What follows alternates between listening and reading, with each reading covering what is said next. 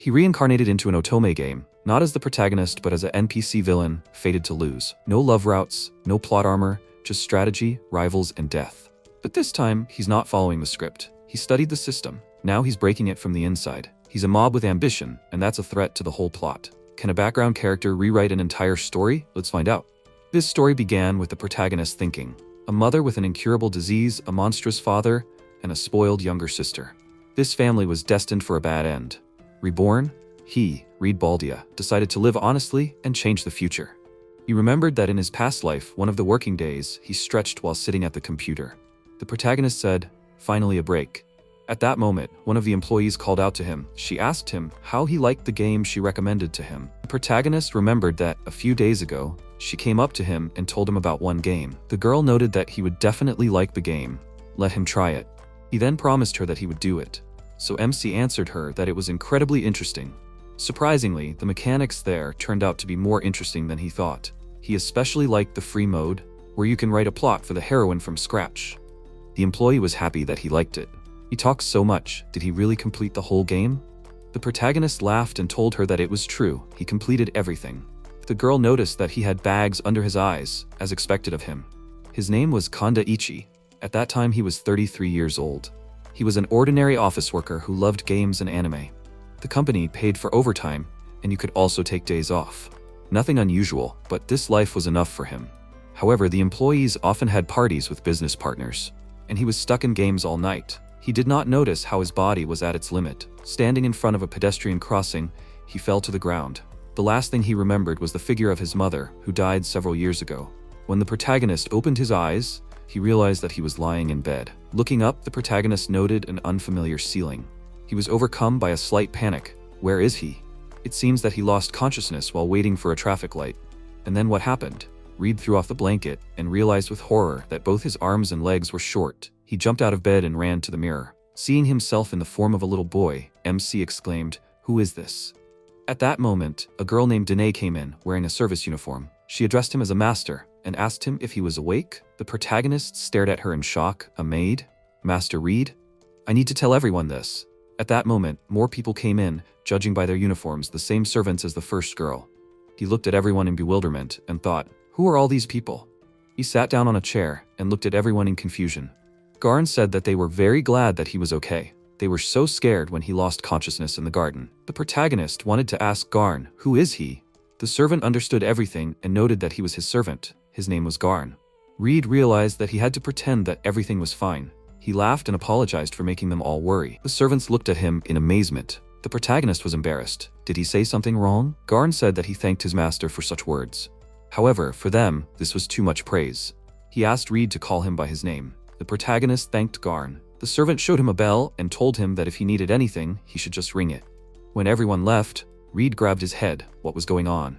His head hurt so much, it was as if someone's memories were entering him. He was an ordinary Kanda Ichi, working in a company. He had to go home. Suddenly, something began to dawn on him. No, he is definitely not Kanda now. He is Reed Baldia. Could it be that everything is as he understood it? He became a supporting character, Reed Baldia, who appears in the otome game Tokirella that he played and must help the villainess who is bothering the main character. He was reborn into the world of the otome game, and not just reborn, but reborn as an evil supporting character. The most important thing now is for him to understand what is happening here. Reed rang the bell. Almost immediately, Danae came. The protagonist apologized to her for disturbing her. The girl, not believing her ears, asked him if something happened. The protagonist asked her not to bow, he was just checking. As if in passing, Reed asked her if he would be 7 years old this year, right? The girl smiled and told him that he had just turned 6 last month. Reed thought with annoyance that he was wrong. He said that he understood it. Could she tell him about his family? Danae, hiding her surprise, began her story. He lives in the Magnolia Empire. The lands of the Empire are the territory next to which live beastmen, dark elves, and other races. The head of the family is Margrave Liner Bardia. Among the nobility, there are neutrals, conservatives, and reformers, but his family is mainly neutral. His father is Liner Bardia, his mother is Nanali, his younger sister is Meldy. They all live together. The Margrave sometimes goes to the city to resolve political issues. The protagonist listened to her and understood that everything was exactly the same as in the world of Tokirel. Danae looked at him with concern and asked if he was sure that he felt well. The protagonist smiled at her and answered that she should not worry. He was fine. Suddenly, MC grabbed his head. The maid was scared and called out to him. The protagonist thought, what kind of reaction is this? It's like she's afraid of something. At that moment, his headache pierced him again. He saw himself falling on a crosswalk. Then he saw himself in the game, unhappy and screaming. The maid, meanwhile, tried to call him by name. The protagonist remembered that in the past he was capricious, and everyone was afraid of him. But why?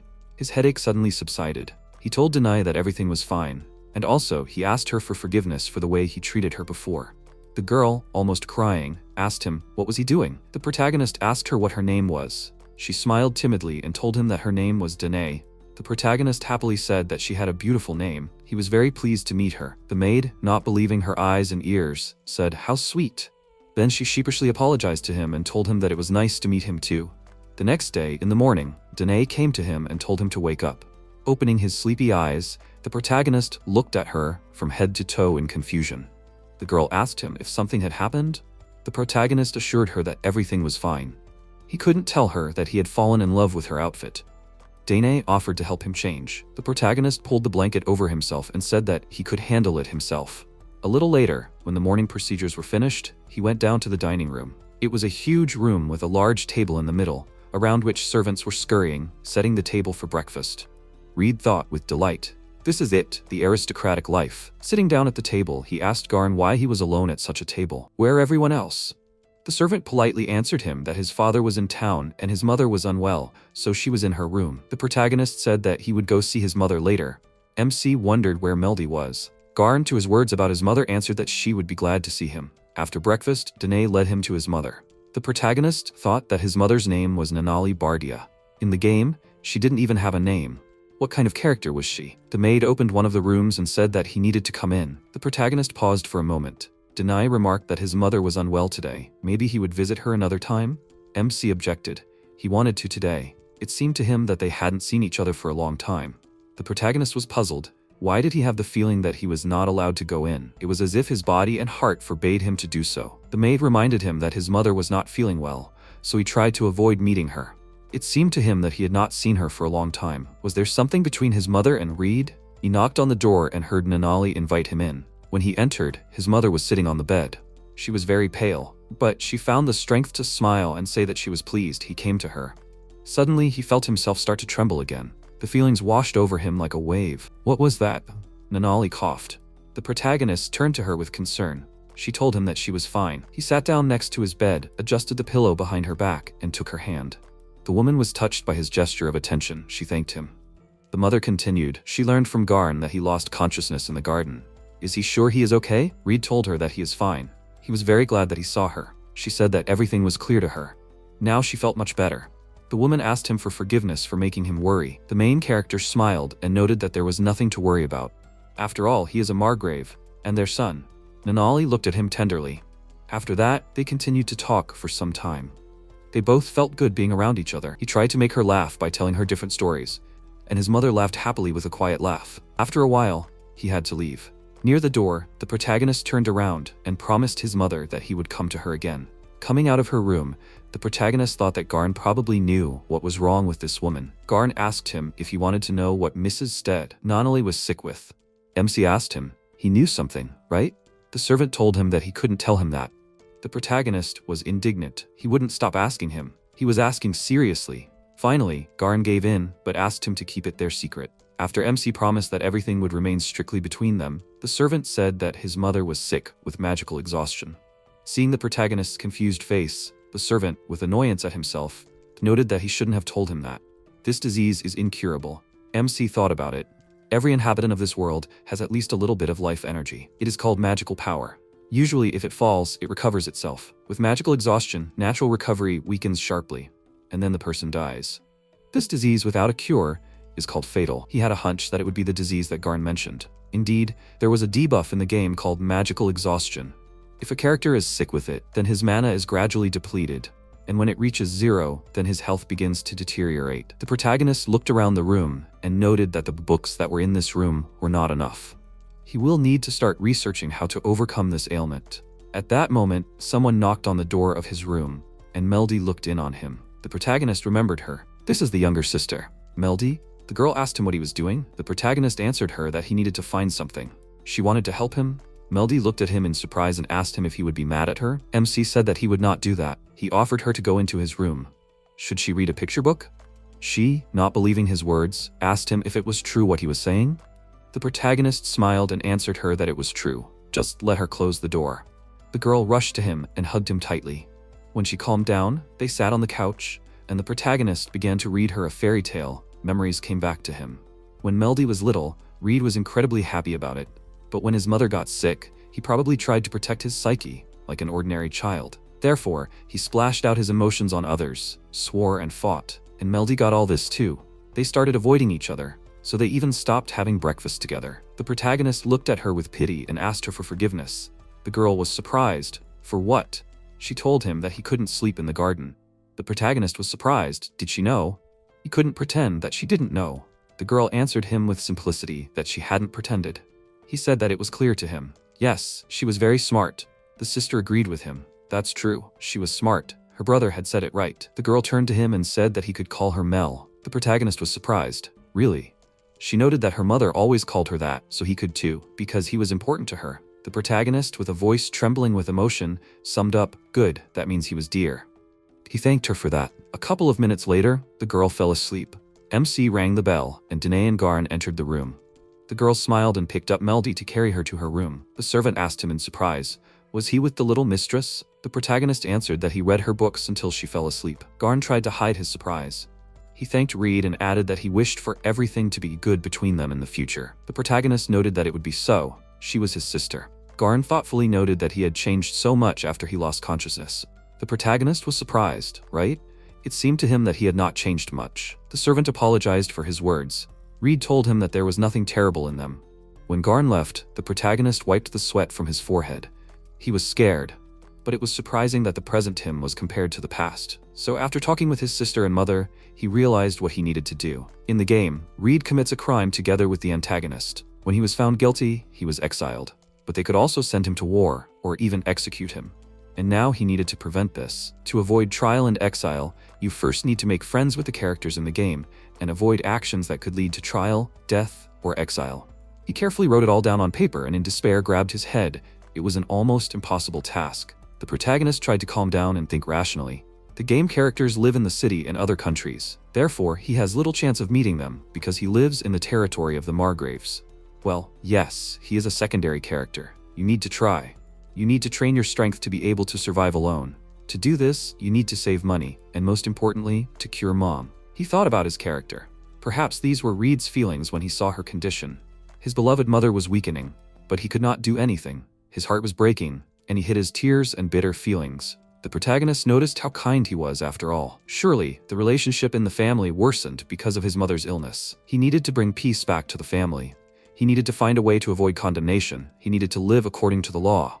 The protagonist remembered his mother, whom he also lost, and apologized to himself from his past life. He did not want to live through this again. The protagonist resolutely thought that he needed to start searching for information. Reed would definitely save his mother. In this world, he is Reed Baldia, who is only 6 years old. Now he is a handsome boy who has a perfect combination of silver hair and purple eyes. And he could remember the exact contents of the book he read. He simply had a super brain. The protagonist began to read many books. In one of the books, he found something interesting. The protagonist thought that he had already seen it. The book talked about the plants and ores of this world. They are called and look exactly like those in the real world. Now he knew what he had to do. At that moment, Garn called him, who told him that his father had returned. Reed, walking to his father, thought, today is the day his father, Margrave Liner Bardia, returned. This will be the first time he sees him in person. Garn told him that Reed wanted to talk to him. He hoped that everything would go well. He knocked on the door of Margrave's office and heard the order that he could enter. When Reed entered his father's office, Liner said that he heard that his son had fainted in the garden. How is he feeling now? The protagonist answered him that he is already fine. The father asked him what he wanted to talk to him about. The protagonist answered him that he wanted to ask him 2 things. The first is, can he give him a chance to learn magic, martial arts, and get an education? Why did he remember Reed, who was like in the game? Because he can change with training. That's the kind of character he is. Reed in free mode, which opens after completing the game, can memorize all types of magic. This could come in handy. However, his initial stats are very weak, and it takes time to level them up. It seems there are almost no people who would help him. But he was drawn into this grind, and he was able to use Reed. His father said that he had been thinking about it for a while, but put it off after seeing his mental state. Is he sure he really wants this? The main character said sadly, it was not easy for him to look at his sick mother, but he realized that her suffering must come to an end. He wants to help his mother himself. Liner looked at him in amazement. He answered that everything was clear to him. Then, he would find him a teacher. The father wanted to know his son's second request. The protagonist, embarrassed, asked him to give him money that he could freely dispose of. Liner, perplexed and suspicious, asked him why he needed money. MC told him that he had some interesting ideas that he wanted to implement. The father summed it up, that is, he asks to give him money without any documents. The protagonist smiled. He offered his father to invest in him. It was a kind of bet. The protagonist understood that he needed to prepare the documents, but it would take too much time. Sometimes, enthusiasm drives a person. He bet on it. He thought that since they were relatives, his father would give him money. Liner exhaled loudly. After thinking for a while, he finally said, so be it, he will give him some amount. But it will be too much for the child. He clarified with his son, he definitely has some kind of plan. The protagonist assured him that he had a plan. He thanked his father. Then, he timidly asked him for one more request. He would really like to have lunch with his dad and Melody. He felt like they didn't spend enough time together. His father was surprised by his request, but he promised his son that he would think about it. He asked if his sister allowed him to call her by her favorite name, Mel. The protagonist answered that she did. The amazed Liner noted that this was also clear to him. It was time for lunch. Almost the entire family gathered at the table. The head of the family, the protagonist, and Melody. The girl behaved completely at ease with her brother. They laughed and talked a lot. The father asked his daughter if he could call her by her shortened name. Melody indignantly answered him that she did not allow him to do this. She only allowed her mother and brother to call her by that name. The embarrassed father muttered that he understood everything. Danae and the other maid smiled at this. The protagonist turned to him and said that he would like to go and explore the territory today. Liner agreed to his request. He ordered Garn to prepare a carriage. 2 knights were prepared for the protagonist. Diana, standing next to Lubens, noted that they are always ready. MC happily thought that he would be guarded by knights. He replied that he was pleased to meet them. The protagonist looked out the window and thought that the territory of Bardia is located far from the city, so this place is called the border. There is a lot of empty space for creating production. Growing olives was his father's idea, but this is not just any village. Diana called out to him with a smile and warned that they would arrive soon. The protagonist thought that they did not come here to have fun. There are things in this city that they want to do with money. After some time, they arrived at the place, and he was surprised to notice that this is the largest city in the territory. While on the city street, Diana pointed out that he should not go far from them. MC noted with a smile that she was right about the city being very crowded. They approached Christie's Chamber of Commerce, and the knight asked if he was sure that it was here. The protagonist agreed and went inside. The Chamber of Commerce worker happily greeted them and asked if they needed any advice. The protagonist replied that he had recently sent her a letter. She noted that he was the owner's guest. Now she would check it out. After some time, the owner of the Chamber of Commerce herself, Christy Saffron, came. She apologized for the wait and introduced herself. MC thought that this was the only elf on the territory. Everything was as Garn said. The girl called him into the reception area and, sitting on the sofa, said that she was pleased to meet him. But was he sure? Was it worth leaving security outside the doors? The protagonist agreed with a smile and added that he wanted everything they were going to talk about to remain a secret. It was time to get to the main point. Does she know what lotion and conditioner are? He told her how he was reading a book a few days ago, noting that there was aloe in this world. Does aloe lotion exist here? Danae was confused and asked what lotion was. The protagonist was confused and asked if she didn't use it after she washed her face. Does she not take care of her skin? The girl was confused and asked what it meant to take care of her skin. She hadn't even thought about it. By the way, how did he know about it? The protagonist thought that he thought these were obvious things. It seemed like it was something unknown in this world. He told her that he just thought it would be nice if such a thing existed. By the way, aloe grows in their garden. MC took the maid outside and asked if she knew that it helps heal wounds. The girl asked with disgust, could this disgusting weed really do that? The protagonist thought about skincare, a huge land, aloe, an olive field. A new product sold to aristocrats, a luxury item. And then he immediately started making samples. First, he tried to make a lotion. Then he asked if they had conditioner, and he tried to make a sample from olives. This is knowledge from a video he watched to kill time. Christy, after listening to him, answered that she understood everything. The protagonist asked if she had never thought about or seen this. She answered that she heard about it for the first time. If such a thing existed, she would know. But so far there is no thing. It is just an idea. MC happily thought that everything is going as he thought. Now something can come of it. He took out the jars with a smile and exclaimed what he brought. The girl asked in surprise, did he already have samples? She took it and asked if she could try it. The protagonist agreed, and Christy took off her glove and applied the product to her skin. A moment later, she delightedly noted that it had become much better. She had long suffered from dry skin and thought that such a product could only exist in her dreams. This would sell well. The protagonist replied with a smile that he was glad that she liked it. They would definitely make a product out of it. MC shook her hand and said that he would give her the conditioner.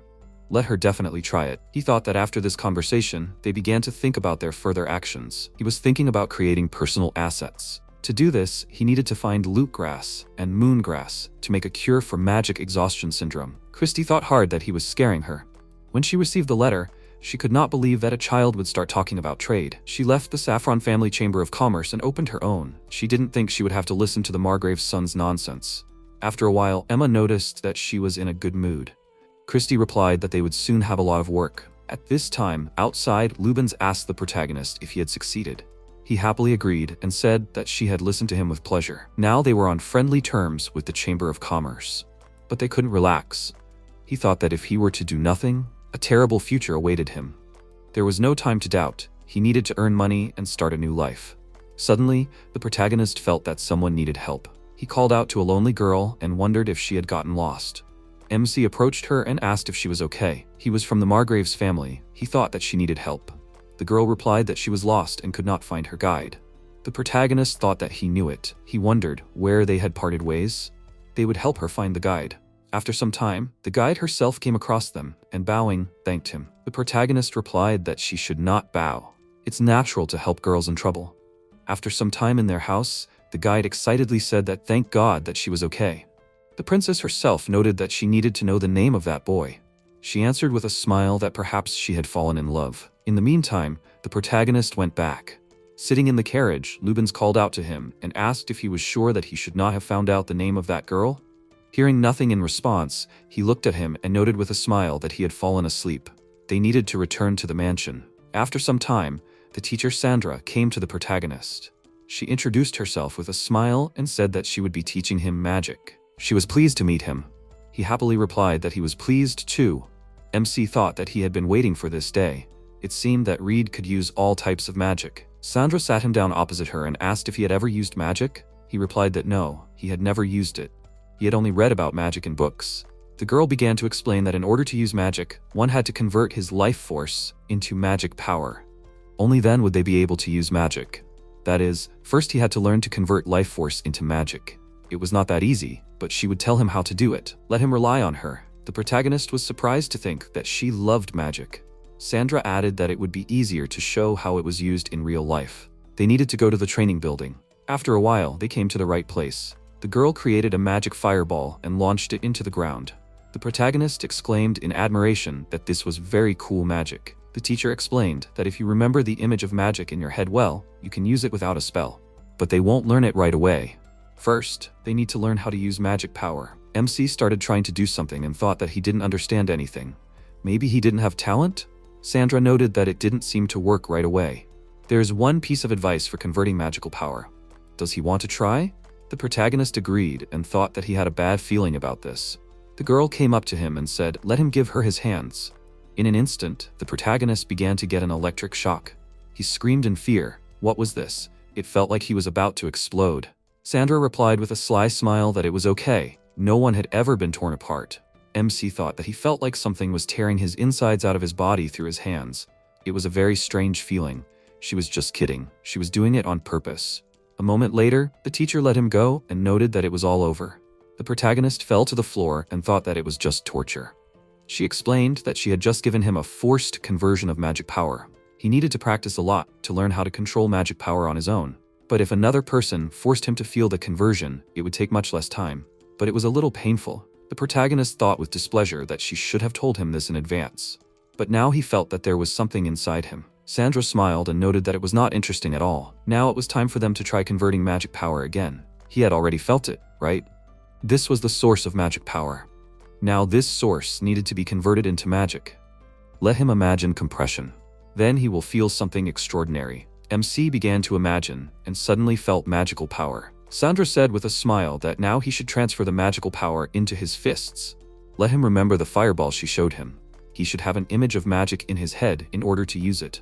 When he has an image, let him pronounce the name of magic, direct it to the target, and use it.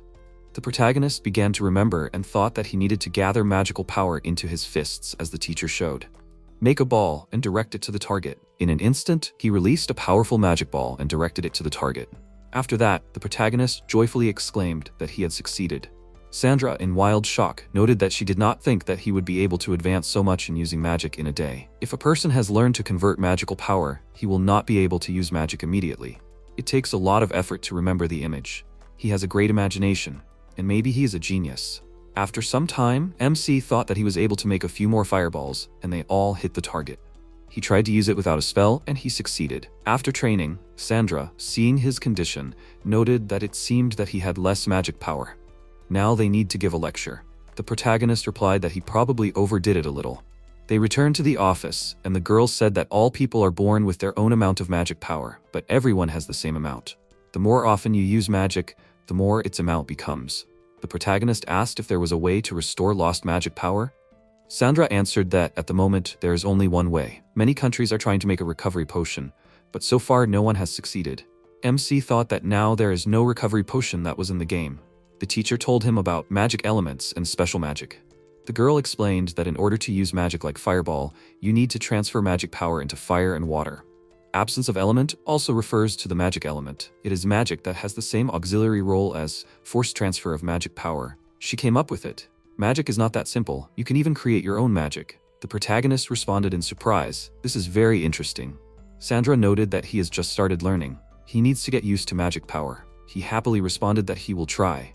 MC thought that it was great that he became stronger. After some time, he was doing warm-ups outside. Lubens called out to him in confusion and asked what kind of strange movements he was making. The protagonist responded in surprise that it was a warm-up. Isn't he warming up? He replied that he was running, but he doesn't make such strange movements. The protagonist thought with a smile that there was no such thing as a warm-up in this world. It seemed that he had confused him. Today, Knight Lubens taught him martial arts. In his past life, he hadn't moved much, so he didn't really believe in himself. He couldn't avoid physical activity because he still needed to change the future. Lubens began dictating his movements. First, he asked Reed to take a stance, then to swing. When the protagonist did everything, Lubens praised him. It was not bad. After that, he suggested that the protagonist practice. Reed was surprised. Really? The guy took the sword and suggested that he hit wherever he wanted. MC agreed with his proposal. He struck him first. Lubens blocked his attack with a small push. The protagonist fell to one knee, but he quickly got up and began attacking his opponent again. MC was surprised that this was happening. His body became very light. He had so much fun swinging a wooden sword. His movements became more confident and more precise. He happily thought that it was all thanks to him, or rather Reed's high physical abilities. As if he was capable of anything. Lubens, seeing that the protagonist was tired, told him that they should call it a day. MC agreed with him. His ally noted in surprise, wow, he could even become better than Mr. Liner. The protagonist was pleased to be praised, but he had never won. He was very sorry. Could he do anything about it? An idea came to his mind. He asked Lubens if he and Diana had been friends since childhood. The guy answered that they had. They lived next to each other. Reed asked if he liked her. Lubens did not expect such a question from him. He indignantly exclaimed, what was he doing? The protagonist asked him, wasn't he right? And his reddened face spoke for itself. Lubens did not know how and what to answer him to this. The protagonist decided to play heartless. He continued, saying that the maids and knights said that he did not get closer to her because Lubens was a coward and could not admit his feelings. The guy was indignant again. Is he a coward? He blushed with indignation and couldn't find the words. MC thought, did he go too far? Is he that angry now? At that moment, Diana was walking by. The protagonist called out to her and waved at her, gesturing for her to come to them. The girl approached the allies and saw that Lubens was sitting to the side, inflated like a balloon. She asked them if something was wrong. Diana chuckled and told the protagonist that Lubens was a bit strange and sometimes gets upset over simple things. Reed was surprised. Is that true? Diana asked the protagonist what he told him. The protagonist answered her. He told him that he was afraid of her. The girl didn't like his answer. MC thought, did it hurt her too? Something became uncomfortable. The girl turned to the protagonist with irritation and told him that she would find out all the details from him. Diana called out to Lubens. He jumped up from his seat. He exclaimed in surprise, Diana? What is she doing here? She asked him if they had finished training. He answered that they had. The girl said that if so, then she had something to talk to Reed. She turned to the protagonist and asked him if he was okay with it. Right? MC answered that he was ready to talk. Diana suddenly rose in the list of people who should not be angered according to the protagonist. And he also realized that no one should joke about other people's feelings. The next day, the protagonist and his sister came to their mother. Reed began to read a book with fairy tales about magical animals. He voiced each character differently. It was so funny for Meldy and Nanalie. His mother praised him for reading so well. His sister exclaimed with admiration that he reads by roles. It was so interesting to listen to him. Reed thought that it was all just the correct use of tone. He was pleased that Meldy was so happy. But lately, if he did not change his voice when reading, she scolded him. And this time she noticed that his voice was still the same. His mother clapped her hands with delight. She praised her son. She did not know that he had such a wonderful skill. He is just like a theater actor. Meldy said, turning to her mother, that it was she who taught him to read like that. Let her praise her too. Her mother lovingly stroked her head, and at that moment, she began to cough. The main character, looking at his parent, was happy for her. Today she felt better. But her complexion was not very good. The magical exhaustion syndrome that the mother suffers from cannot be cured naturally. Not all members of the Bardia family know about it. Reed told his mother and sister that their visit was over for today. Meldy asked him why. He told her that they had a guest. They said goodbye to their mother and left her room. Chris came to him with Emma. The owner of the room showed him the bottles and said that the release of the products was already close. This was great news for the protagonist. After he gave the lotion and conditioner, they held several more meetings with Christie. He couldn't do the production alone, but with Christie's help, it became possible. The protagonist was surprised by Christie's abilities. The girl told him that it was all thanks to his assets. He thoughtfully said that all that was left was to increase the volume of production, and also we need to teach people how to use the products and how to take care of their health. The girl asked him again in surprise, "Take care of their health?" The protagonist thought that they needed to be told that there are different types of skin: sensitive skin, oily, dry, and so on. When he finished his story, Christie noted in surprise that he even knew about it. He continued that measures against counterfeit products were also important. It was necessary to prevent the creation of products that could present their goods as someone else's. They could harm health. As a countermeasure, you can explain how to use the product when buying. And if the product does not suit you, then give the buyer the opportunity to return it. The first step for a successful sale will be service. Then, the brand logo will play its role. For this, the protagonist wanted to use the Bardia family crest. Well, and third place should be the help of other stores. His plans were to distribute the product not only in the Chamber of Commerce, but also in the Saffron Chamber of Commerce. And he also wanted to make Christie the face of advertising. The girl exclaimed in surprise, "Should she be the face of advertising?" Reed answered her that she understood everything correctly. He believed that she would be perfect for this. A few days after this conversation with the girls, the protagonist came to his father and told him his plan. He added that he would ask Christie to perform the most important task, to present the goods of the Magnolia Empire. Liner, having thought about his words, said that he understood everything. If there is such a good product, then it can be presented to their majesties. The protagonist noted that when his father goes to the capital, he plans to ask the representative of the Chamber of Commerce, Christie, to accompany him. Liner was surprised, that is, it will not be him. The protagonist rightly pointed out that he was not old enough to explain what part of a woman's body is related to her beauty. It would just sound unconvincing. He thought that Christie would be perfect, because she had an elegance that was unique to her.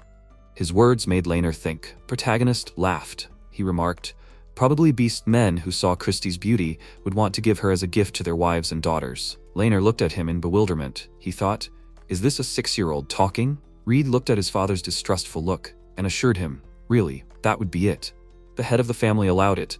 He added that then he would go with a representative of the Chamber of Commerce to the city. The protagonist thanked him. When he talked to Christie about advertising, the girl sheepishly said that she was not very confident in herself, but she would try. Then she remembered something, and she showed him a vessel with a herbal flower. Reed was surprised. Could this really be moongrass? This is one of the few healing herbs that he asked Christie to find. Using it, his mother's illness could be slowed down. He simply snatched the vessel with the grass from Christie's hands. The girl was surprised by his reaction. The protagonist thanked the owner of the chamber from the bottom of his heart. The girl noted that he had nothing to thank her for. Let him hold his chin up. She added that there was still lute grass left, but she could not find it yet. Let him wait a little longer. A few days later, the father went with Christie to the city to make a gift to their majesties. The product for lotions and conditioners is grown on the territory of Bardia.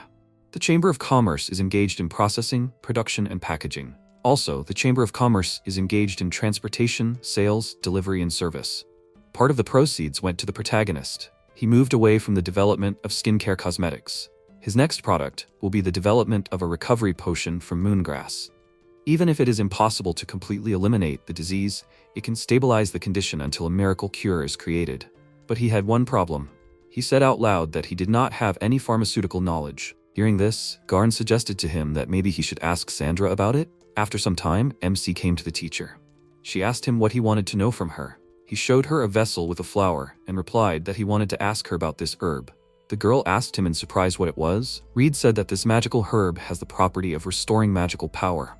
Sandra exclaimed loudly in surprise, "Is this really a moon herb? It really exists?" The protagonist shuddered from her surprise. The teacher noticed his reaction. She apologized to him that she exclaimed so loudly. It's just that she used to be the head of the Imperial laboratory, and there they studied a potion for restoring magical power. The protagonist was amazed, thinking, what an incredible coincidence. Sandra told him about her business in the city. Elite mages were gathered there to develop a potion to restore magical power. She, who had long loved magic and left her mark on the study of magic, was appointed head of the laboratory. However, one day a strange thing happened. The goods sent last week had not yet arrived. This had happened before. She thought then that the development was late again. There was nothing to be done. She decided to change the method of preparation. But they should have already compiled a report. She was starting to worry. At that moment, a woman of aristocratic manners suddenly came. Seeing Sandra, she apologized to her. The girl asked her what was wrong. The woman grinned and answered her that nothing. She thought that she was seeing such a guest in the palace for the first time. She was just worried while all sorts of mice were running around here. Then the woman asked her what was going on with the progress. She was the head developer, right? Sandra told her that it was so. Some aristocrats did not like them. They did not like that they sent a large sum of money to God knows who and God knows what for. People began to leave because they did not see the result. Therefore, Sandra took responsibility and left the laboratory. She renounced her family, fearing to blow up a scandal with her resignation. Everyone said that she could not fulfill the state order. She deserved only execution or exile. And when everyone had already begun to forget this story, Margrave Liner hired her as a teacher, and so she ended up here. The protagonist wondered what kind of troubles she had, and he would have to force her to conduct such a study again. He told her that he wanted to save his family. He asked her to help him with this. The girl asked him again in surprise, "Family?" MC said that it was a secret for everyone, but he could trust her. His mother was sick with magical exhaustion syndrome. There is no cure yet. Therefore, he wants to make a potion to restore magic power, to at least prolong her life a little. He looked at her carefully and noticed that he needed Sandra's powers. He would like her to help him make this potion. The girl burst into tears and thought that she would return that debt. She answered the protagonist that she agreed to his offer. If she suits him, then she will help him. She will do everything to save his mother. The protagonist happily grabbed her hand and thanked her. After that, he promised the girl that he would prepare a laboratory for her and other things that she might need. Sandra was fired up with an idea. When she was in the city, she found the moongrass there, but she could not get it. There was no information about this grass left in the lab, none at all. The girl turned to him and suggested that the protagonist call her simply by her name.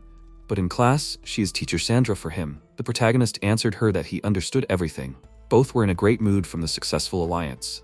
Then Reed thought, I wonder how things were going with his father and Christy? Meanwhile, in the city, a girl approached Christy. She told her with admiration that their lotion and conditioner were simply amazing. Could she sell her the recipe and the rights to the Magnolia Empire? Christy was surprised by her offer and thought about the protagonist in despair. Sometime later, during a break on the way to the capital, Liner told Christy that they would be arriving soon. Is she ready for the presentation? Christy told him excitedly that she was ready. This is rare for her, but she will do her best. The Margrave warned her to be on guard and to be more careful with her words and behavior. The capital is a scary place compared to it.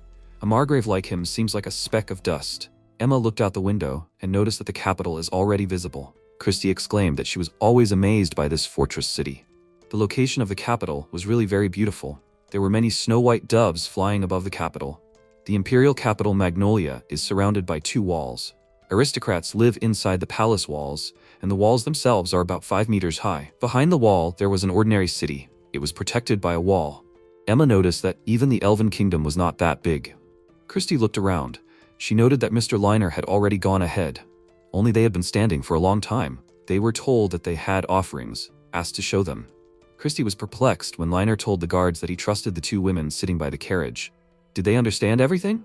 The guard examined the carriage and allowed them to pass. After a while, the Margrave, walking along the corridor of the castle with the girls, told them something. The warrior they had just seen was a ward of Count Laurent, who had encroached on their rights. Christie assumed that he probably wanted to find out information about the goods.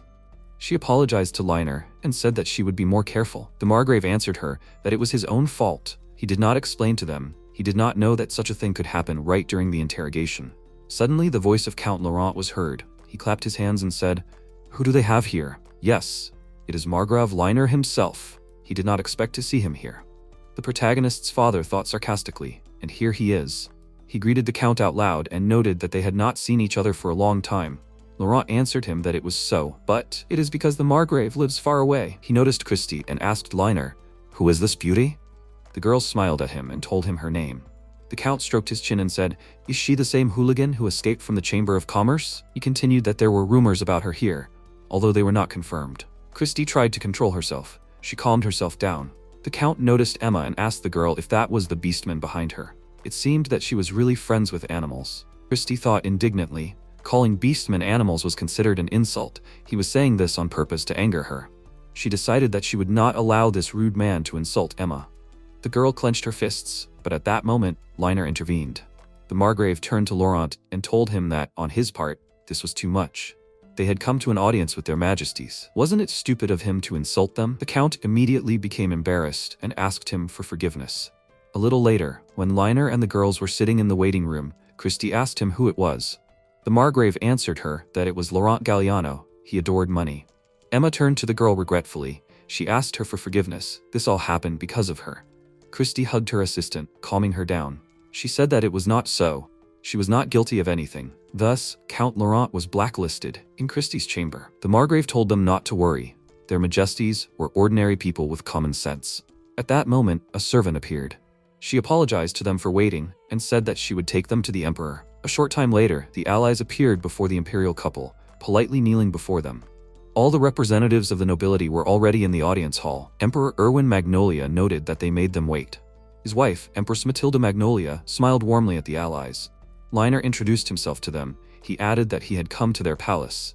Erwin apologized to him for always having to come from afar. The Emperor nodded at the girls. He asked Liner, who is with him. Christie said that she is the daughter of Baron Martin Saffron from the Kingdom of Astolia.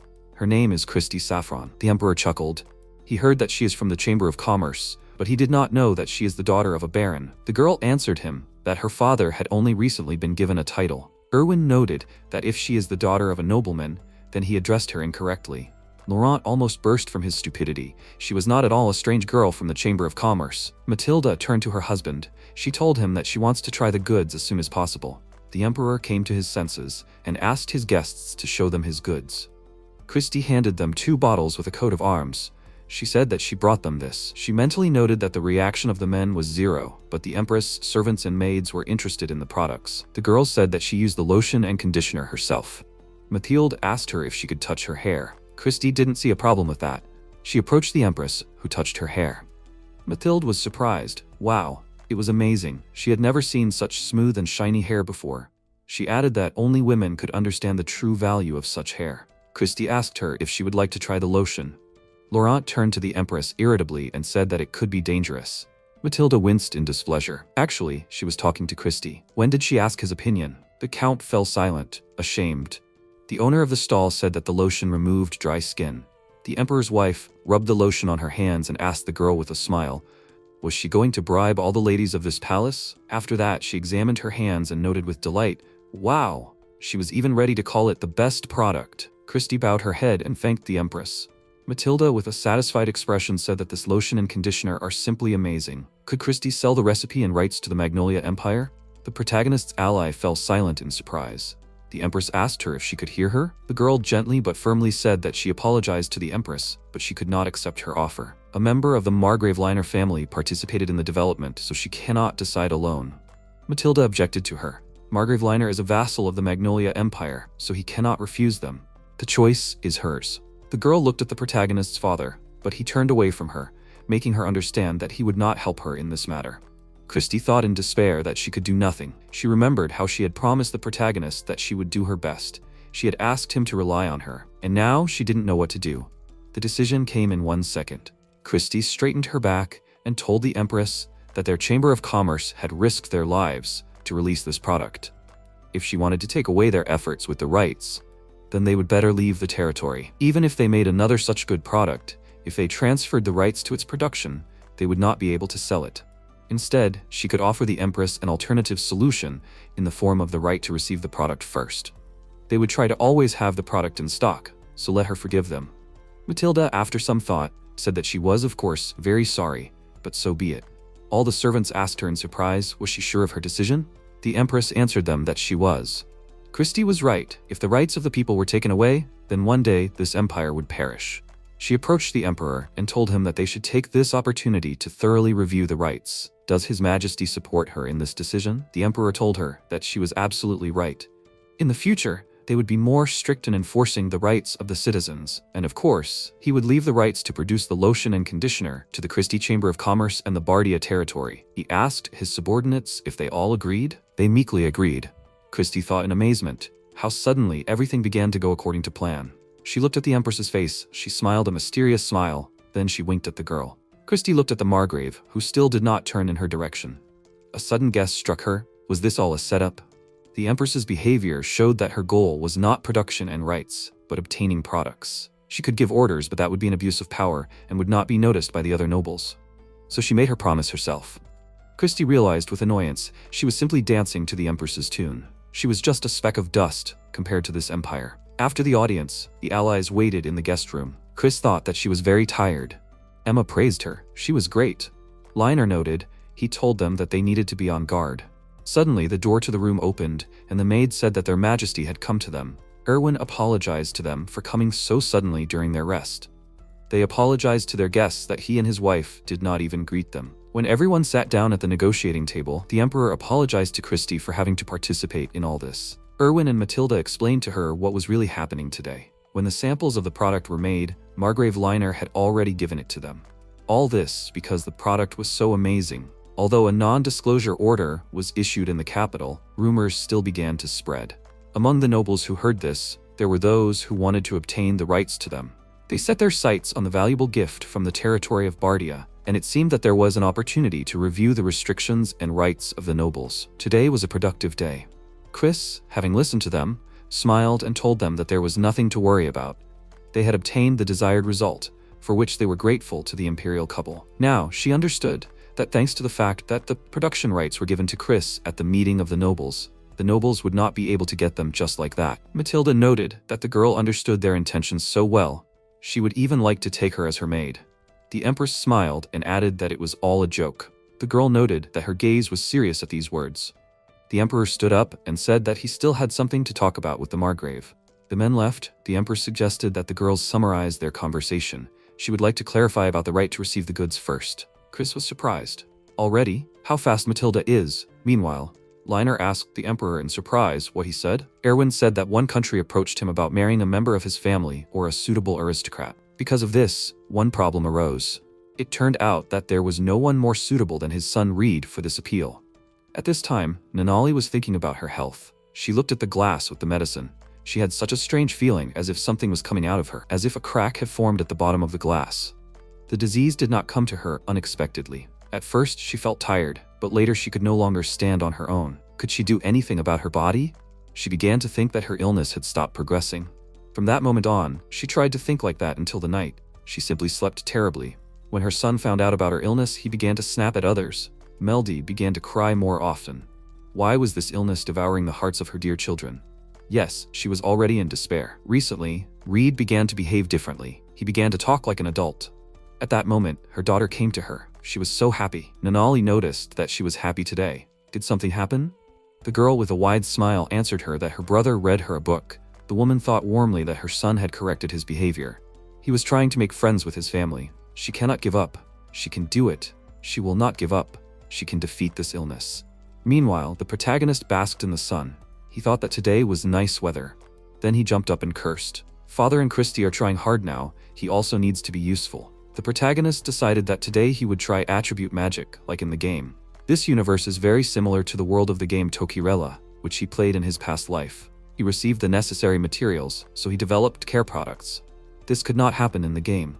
That is, it turned out that if he goes his own way, he he will have a completely different life. Walking around the territory and looking for a place for himself to experiment, he thought that his motivation is at its best today. Looking around, he chose a place for himself, deciding that this can be done here.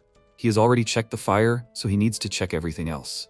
After some time, he looked at the ice block and noticed that he was able to do it. He needed to somehow name his attributes.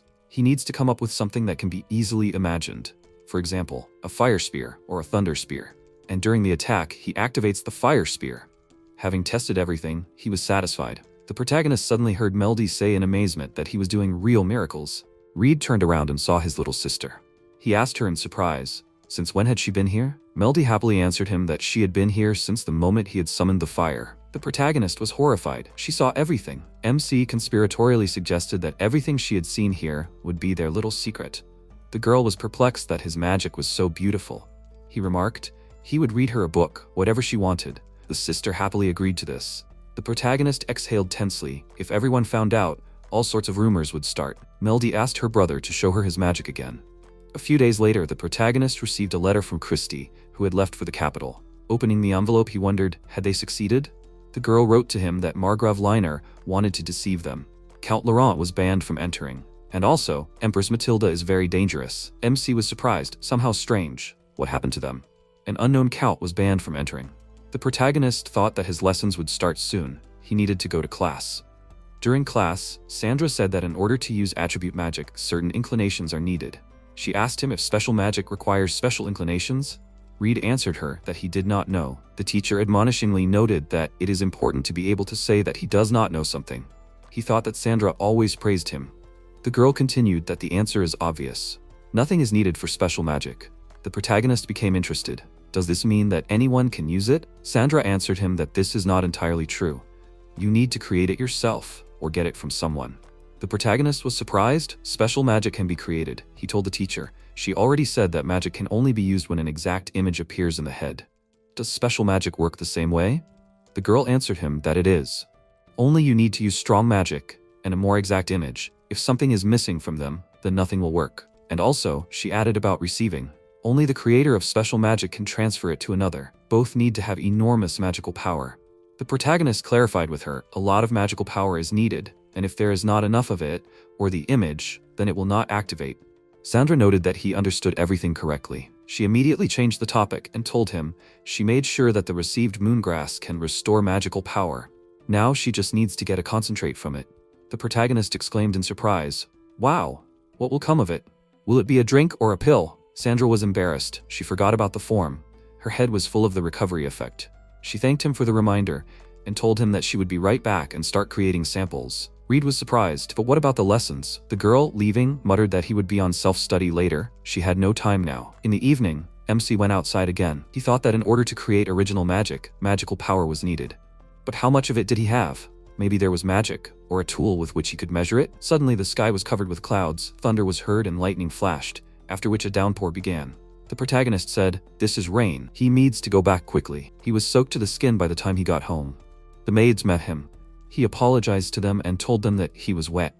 Danae exclaimed, "He will catch a cold." She will bring him a towel now. The other maids also bustled about. They were going to prepare a bath. The protagonist told them that he just needed to change his clothes. Let them not exaggerate. Danae categorically answered him that this was not possible. It was necessary to warm him up. The protagonist thought, it seems that they still remember how Reed fell in the garden. In the blink of an eye, the maids undressed him and immersed him in a hot bath. The protagonist enjoyed bathing. He had not bathed for a long time. He felt so good now. In this world, they dry themselves with a hot towel, so a bath is rare here. How long had it been since he bathed? He did not expect that he would do this, and in his own room at that. He wondered how much water was used for such an occasion. By the way, the numerical standards in this world are the same as in the past: meter, mile, gram, and liter. He had an idea, from which he quickly jumped out of the bath. After getting dressed, he found Garn and asked him for a liter vessel. Going outside, he placed the vessel on the table, stretched out his hands to it, and mentally filled this liter container with water made with magic. Then he poured out the contents and filled the vessel again several times. He decided to call it 1 liter. Now he was doing well. He decided that next time he would try 10 liters. Now, the protagonist began to repeat over and over again, 10, 20, 30, 50, 100, 200, 300. This way he could concentrate on using magical power. He repeated his manipulations over and over again until he finally exhaled and called the number 980. He began to feel the depletion of magical power with each activation of magic. That is, there is a certain amount of magical power that is spent on magic. For water magic, 1 liter. So he has more than 980 magic power. The protagonist decided that he would do it with special magic. It became clear to him. Name of magic, measurement of magic power, measures in numbers the amount of magic power of a person. The protagonist decided that he needed to try it. He activated the measurement of magic power and realized that nothing happened. MC heard a system voice in his head that his amount of magic power was 80. He was surprised. A voice in his head, he tried to activate the measurement of magic power again. And again, Reed heard a voice in his head that his amount of magic power was 60. He thought, it decreased. So, to use the measurement of magic power, 20 magic power is required. The protagonist was happy. He succeeded. This measurement will definitely be useful to him. When he asks his mother to drink a potion to restore magic power, he will be able to see the result. Returning home, Reed noted that today he is 1 step closer to his goal. The protagonist came to Sandra, asking her permission to ask her one more question. The girl allowed him to do so. The protagonist said that he wanted to know how much magic power was consumed when activating a spell, and he created a special spell called Magic Power Measurement. Sandra asked him in surprise, was he serious? His way of thinking continues to amaze her. How did he create it? The protagonist explained to her the process that led him to create this spell. He was inspired by the measurement of water. First, he created a spell that produces a fixed 1 liter of water. Then he created a hypothesis about the numerical values of magic power. Sandra admitted to him in amazement that such an idea had never occurred to her. In other words, she also has the qualities of the element of water. The protagonist answered her that this is how it happened to him. Reed noticed that Sandra had some kind of strange reaction. The girl asked him if he was sure. This magic is currently unknown to anyone. If it spreads widely, he will be taken to the capital of the Empire. The protagonist exclaimed in surprise, is it that serious? But anyone with water magic could have figured that out. Sandra noticed that he was not very quick-witted in some places. She suggested that they discuss ordinary people. The teacher explained to him that firstly, most ordinary people cannot use magical power. Therefore, they cannot use magic in principle. They do not know how to do it. The protagonist was surprised, but she said that everyone has magical power, right? The girl noted that this is true, but this is after they receive a minimum education. But most ordinary people do not receive even a minimum education regarding magic. Now, everything became clear to the protagonist. Despite the fact that this is a fantasy world where magic exists, it did not seem like it was used everywhere. It was not for nothing that he did not see many people using magic in the mansion. People tend to refuse to study something that can be tedious for them. It's kind of sad that in such a world there is no magic on every corner. It was wasted here. Sandra said in surprise, she couldn't even create a spell that produces exactly 1 liter of water. It clearly wouldn't be easy for her. In addition, she can't use water magic, which offended her. She believed that only a genius like him could do it. Now, did he understand? The protagonist answered her puzzledly that it was so. Sandra thought, it seems that this boy is even more talented than she thought. He asked her if he is a genius. Then she is even more brilliant than him, right? If he can be considered a genius, then his teacher should have been invited to the capital a long time ago. The girl smiled at him and answered that it was true. That's why she was chosen for the position of director at the capital's research institute. But she was immediately crushed by someone else's envy. She continued, the fact is that she was really invited to the capital as a genius. The protagonist asked her, was she waiting for him to do something like that, right? The teacher confessed to him. She thought it would happen later. For now, his talent should be more limited. But she was looking forward to this day. She wanted to be near him so that she could observe her research object, that is, a talented student. The protagonist was surprised. She called him an object of research. Sandra laughed and noted that everything was fine. Those who stand out become persecuted by society. But if he stands out too much, then no one will persecute him. Let him not let the framework shackle him. Let him go beyond them. The protagonist laughed. He understood. For now, he will try not to tell anyone about this. He thought, if she knew that this would happen, she could have warned him in advance. Surely she thought that it would be interesting. Suddenly, Sandra said that this is absolutely true. This is the reason. The protagonist was surprised to see that she was scaring him. She laughed and told him that he was too easy to read. Did he know that? They then continued working on creating a medicine to restore magical power. The girl brought a tray with samples and said that these were their materials. First, they needed to try the moongrass. The protagonist decided that he would eat it raw, in powder form, and boiled. So he wanted to experiment with all the options. Rolling up the sleeves of his jacket, he began to do what he had planned. The moongrass was quite bitter to eat like that, but for his mother, he was ready to do anything. After some time, he summarized that out of all the options, the one he ate raw restored 20 magic power. According to Reed, it tasted very bitter. He did not need any more. In boiled form, magic power was restored from 10 to 30. This is even worse. The bitterness only became stronger, and for the maximum effect it was necessary to eat everything. In the powder, the magic power showed 50. It was the easiest to eat. You can mix it with water, and the effect was the strongest. But it was not tasty. The allies concluded that the last option was the best. There was a sound of clapping hands. The girl said, perhaps it was somehow related to the method of administration. She suggested that he roll the medicine in his mouth before swallowing it. He cursed, but did what she asked him to do. Sandra concluded that if they made tablets from the powder, then it would be best for his mother. He noted that they did a good job. He felt very bad, but now they have managed to create a medicine to restore magical power. He looked at the teacher and noted that she seemed to be having fun. She constantly asked him how he felt. She measured his blood pressure, saying that she put all her love into this medicine. The protagonist turned to her and told her that he would not forget it. Sandra answered him that in that case she would not tell him anything. The protagonist immediately became interested in what she was talking about. The girl answered him that he would understand everything himself tomorrow anyway. He thought at the same time that he had a bad feeling. The teacher noted that he could ask his sister Melody everything. The protagonist realized that this was a hint. Going out into the corridor, the protagonist saw his sister accompanied by Danae and another maid. He called out to her and told her that he was back. The girls saw him and ran to him with all her might to hug her brother, but suddenly, she pushed him away. The protagonist asked her in amazement, "What happened?" Melody screamed that he stunk. He was not her brother. Reed was surprised. What was she saying? He noted that no one approached him. Everyone avoided him. Garn came up to him and then, covering his nose with a handkerchief, asked him for forgiveness and told him that he really did smell bad. He should take a bath first. He really needed it now. The protagonist smiled in confusion and answered the servant that he would do just that. He cursed mentally, remembering Sandra and her words. After a while, he went out onto the balcony. Rubens was doing exercises for the knights. The protagonist noted that today the knights were doing the exercises that Rubens had shown them. They were doing great. Amazing, the captain said so. Rubens sang. He was still feeling sick. Exercises are a good thing. They will strengthen their health and serve as injury prevention. The protagonist thought that this no longer looked like the same exercises. He thought about his ally. Rubens is a promising and talented young knight. He is comparable in potential to Reed. The protagonist grabbed his sword and ran to train. That's why this guy was the first to realize the importance of exercising before training. The protagonist thought he didn't think it would reach this scale. His ally told him not to get distracted during training. Reed took a hit and fell. He laughed when he got up and told his trainer that he let his guard down. The knight told him that even in training, you can't relax. In a real fight, he would already be dead. But in his case, he thinks that it is already possible to train in dungeons. The protagonist exclaimed in surprise, "Are there dungeons here?" Rubens answered him that it is. A dungeon has appeared that needs to be cleared. The knights need to deal with it.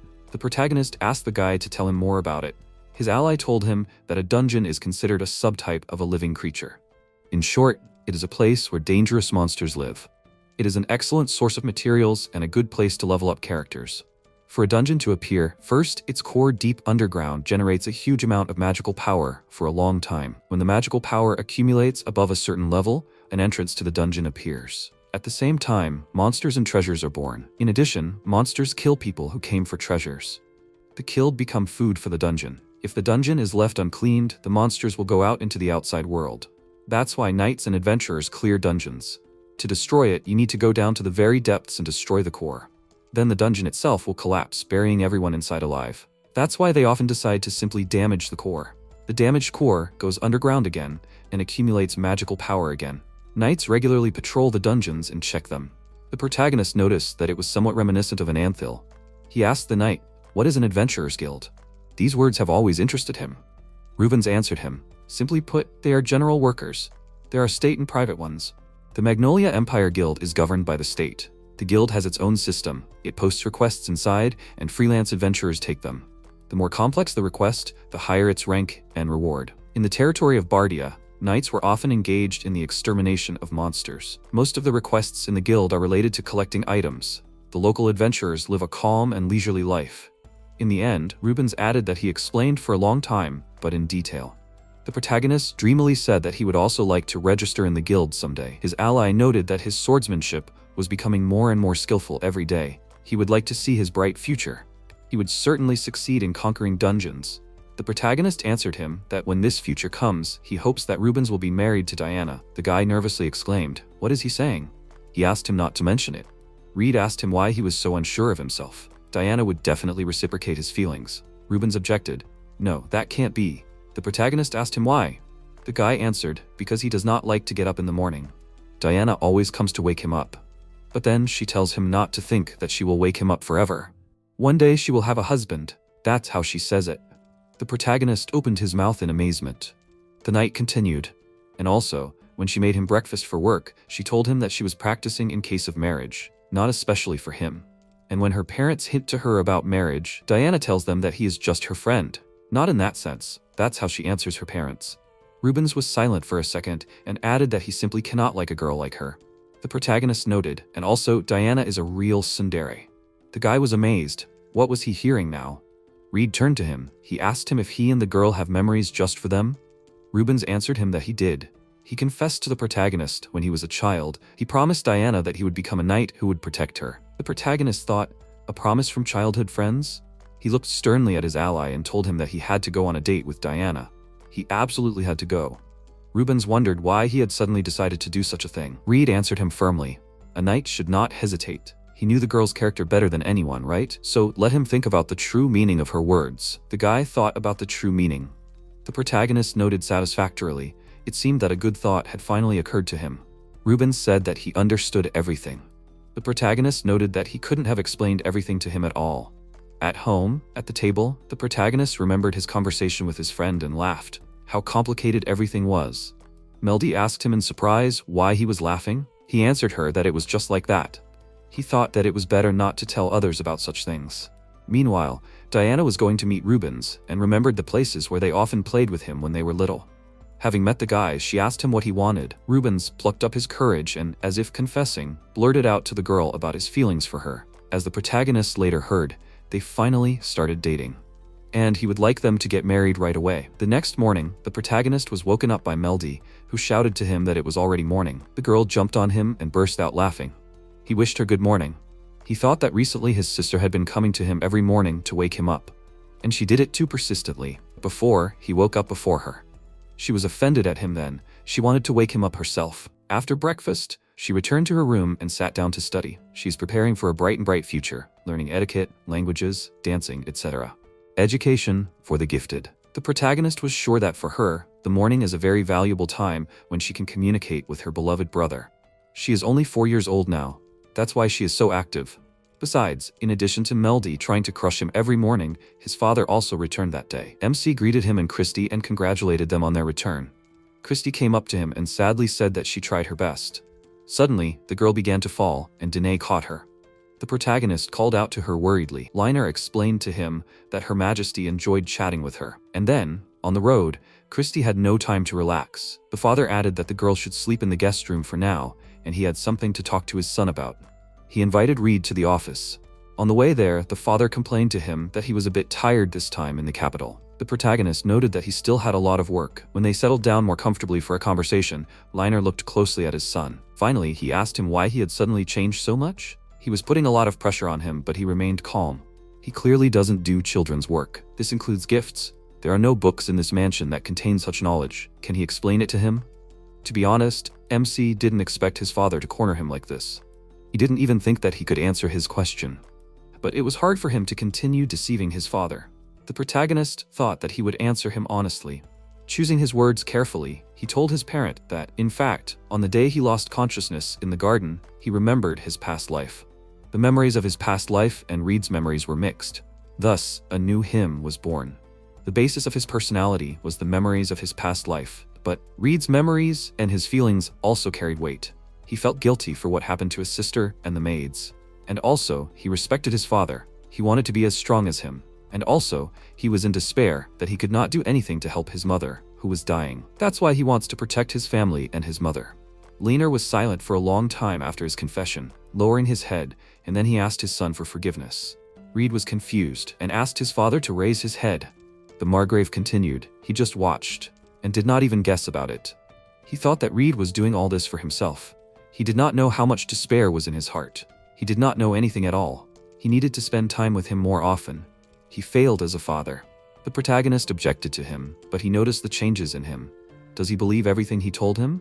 Liner confirmed that he did. That explains everything that happened to him. Or is there something else he has not told? Reed thought about telling him that this is a game world. How to explain to him what a game console is? It was impossible. Therefore, the protagonist spoke. It seems to him that in his past life he already knew about this world. His father asked him if he saw this in a dream. MC answered him that it was so. Using the knowledge he gained from his past life, he created a medicine without telling him. Liner asked him in surprise, "What medicine?" The protagonist answered that it was a medicine that restored magic power. The father snorted in disbelief and asked him again, "Restoring magic power?" Reed noted with all seriousness that it was. He brought the necessary materials, and Sandra made it. He also created a special spell that allowed him to measure the amount of magic power restored. He used moonflowers as materials. The Margrave was surprised. Moonflowers, a special spell? He thought of his son's teacher. He knew that her lessons would lead to results, but to this extent, it was already too much. Reed continued that with this medicine, he wants to start treating his mother, but it was only a temporary solution that would simply prolong her life, not cure her. Liner exclaimed, "What did he say? Did he know this from his knowledge of his past life?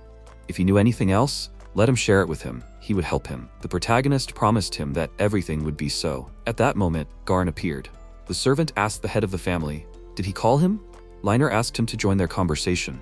Reed thought in surprise, "Something else?" The father turned to his son. He would like to talk to him about one more topic.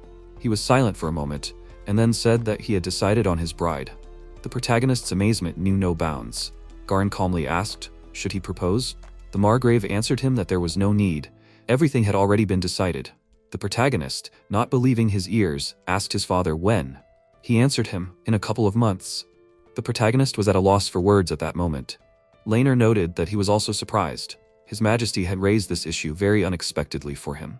Reed tried to object to him. He was still too young for marriage. His father firmly said that this time they would make an exception, because his bride would be the princess of the kingdom of Renolute. It would be a political marriage to strengthen the relations of their countries. The princess would live in the territory of Bardia. It seems that she is the same age as him. The protagonist thought sadly, the same age as him? They are still just children, and they are already getting married. The Margrave ordered the servant to prepare to meet the princess in their mansion. Garn asked him if he could note something. After the headmaster gave him permission, the servant said that the mansion was too small to accommodate a princess from another country. Their countries had completely different cultures. Perhaps it would be better to build her a completely new building. Liner thoughtfully noted that he was right. Let him prepare the plans. Would he be able to gather the necessary information in a few days? The government would pay his expenses, he was sure of it. Garn bowed to his master and briefly answered him as he wished. When the servant left, the protagonist turned to his father. He told him that they were the Margrave's family. Why should a princess from another kingdom marry him? They were much lower in status than her. His father answered him that everything was simple. The kingdom of Renolute is a country ruled by dark elves. It is located on the border with their territory. This kingdom also borders the kingdom of Barst and the Magnolia Empire, where humans rule. One day, an incident occurred between the kingdoms of Renolute and Barst, which was called the Barst Incident. The people of this kingdom hunted dark elves to make slaves out of them, which led to the deterioration of relations between the countries, and the situation became extremely unstable. Renolute found themselves in a difficult situation because the export of salts from the kingdom of Barst was suspended due to the interrupted trade. Then, Renolute asked the Magnolia Empire for help. The empire set them a condition. In exchange for help, they would have to become a vassal state. Barst decided to ban the slave trade of dark elves because they thought that they could not handle both countries at once. All the dark elf slaves were released and returned home. And so, they proposed a political marriage to strengthen their alliance with the Imperial family, or equivalent aristocracy, like that. The father continued that the emperor has a son, but if the princess becomes the wife of the emperor's son, it can lead to undesirable results. If the aristocrats oppose this marriage, the emperor risks causing internal conflict between the factions, and Renolute can gain the right to the throne. The protagonist noted what a complex political topic. That is why their remote Margraviate was the perfect choice to send the princess away. The father told him that he understood everything correctly. His son is the son of the imperial aristocracy. There is no right to refuse. Although he even complained to the emperor, the protagonist realized that he felt sorry for the princess. Due to the status of a vassal country, she will have to marry the son of a Margrave of another country. Liner noted that if he thinks so, then let him become a husband for her who values her more than anything in the world. Will he be able to make the princess happy, who was betrayed by fate? Everything is in his hands. The father repeated to him, let him protect her as his princess. Did he understand that? Reed answered him that he understood everything. He asked what the princess's name was. Liner answered him that it was the first princess of Renolute, Farra Renolute. The protagonist thought about it, his future wife Farra. Then, he told his father that he wanted to take part in the design of the extension. Therefore, he asked him to allow him to visit the kingdom of his future wife, at least for a short period. He could not really explain it to his father, but it was also connected with his memories from his past life and could help in treating his mother. Liner thought about it, and then said that he allowed him to visit the kingdom, but only for a couple of days. He added that there was still enough time before the announcement of the marriage. He would inform this kingdom that he would go there unofficially. The protagonist walked down the corridor with very sad thoughts. At the age of 6, he would already be married. At that moment, Garn called out to him. The servant told the protagonist that he was sure that he would be able to make the princess happy, and that this would have a positive effect on the relations between the two countries, and she would become a worthy young wife for him. MC was forced to laugh and thanked the faithful Garn. He felt better after his words. But, as Garn knows, he is also still a child, so he did not think that the term young wife would suit him. Garn smiled and asked him for forgiveness for his mistake. Reed laughed again and told him that there was nothing wrong with that. The next day, he approached Christie's room, knocked on the door, and asked her if she was there. There was silence in response. He thought, maybe she was sleeping? The protagonist opened the door slightly and looked into the room. He called her name again, but she did not answer him. He was overcome with curiosity. What was the matter? Approaching the bed, the protagonist saw that she was really sleeping. He thought she was very tired. At that moment, the girl started talking in her sleep. She mumbled something negative and mentioned the Empress. MC wondered what she was dreaming about. He didn't need to come in here. He decided to go out, but he couldn't open the handle. Reed wondered. It wouldn't open? Or maybe someone was standing behind the door? He pulled the handle harder. The door opened a little, and his sister's face appeared in the crack. She told him that she wouldn't let him out. Doesn't he know that you can't enter a girl's room without permission? The protagonist calmed her down. He just decided to check her condition. Could she open the door now? His sister asked him doubtfully. Was it true? The protagonist begged. Could she please let him out already? The girl doubted. He begged her to decide quickly before Christy woke up. At that moment, Christy asked him for forgiveness. She was tired, so she fell asleep. She herself did not expect it. The protagonist reassured her that everything was fine. He thought how good it was that he had not been caught.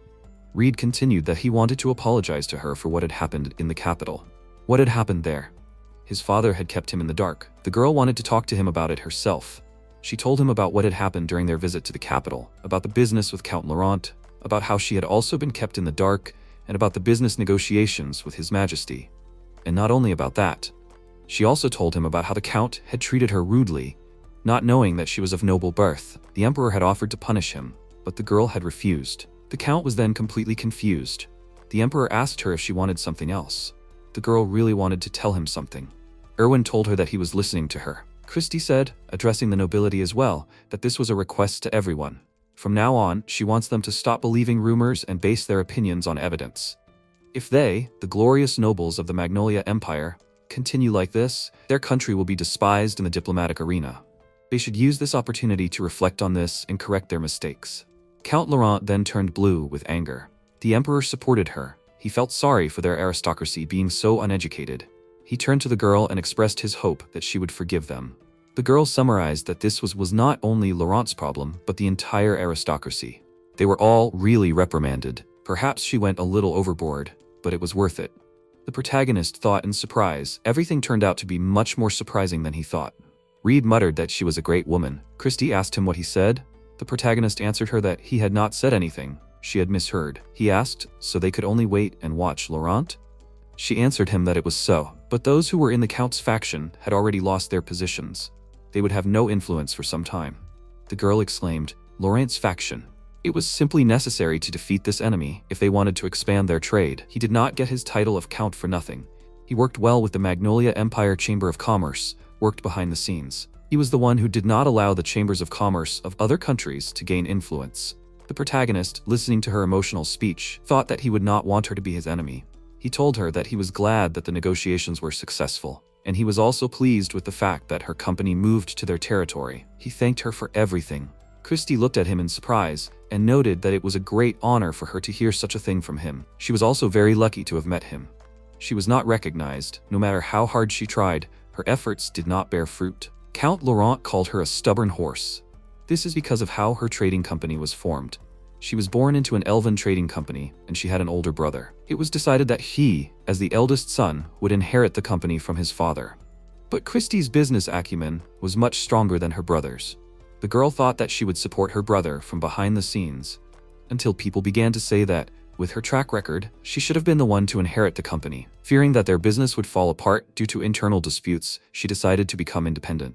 She wanted to establish a new trading company in the territory of Bardia.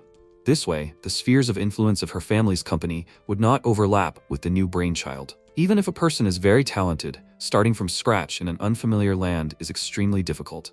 There were days when she could not achieve any results. Emma supported her as best she could. But suddenly, something changed. She meant that very letter. Reed drawled thoughtfully, "She speaks correctly. Sometimes, even talent cannot bring results if a person is unlucky." Christie continued that, nevertheless, she fought, tried desperately. Luck comes only to those who work hard and try. The protagonist told her his butler told him about her company. What he learned about her was due to her efforts.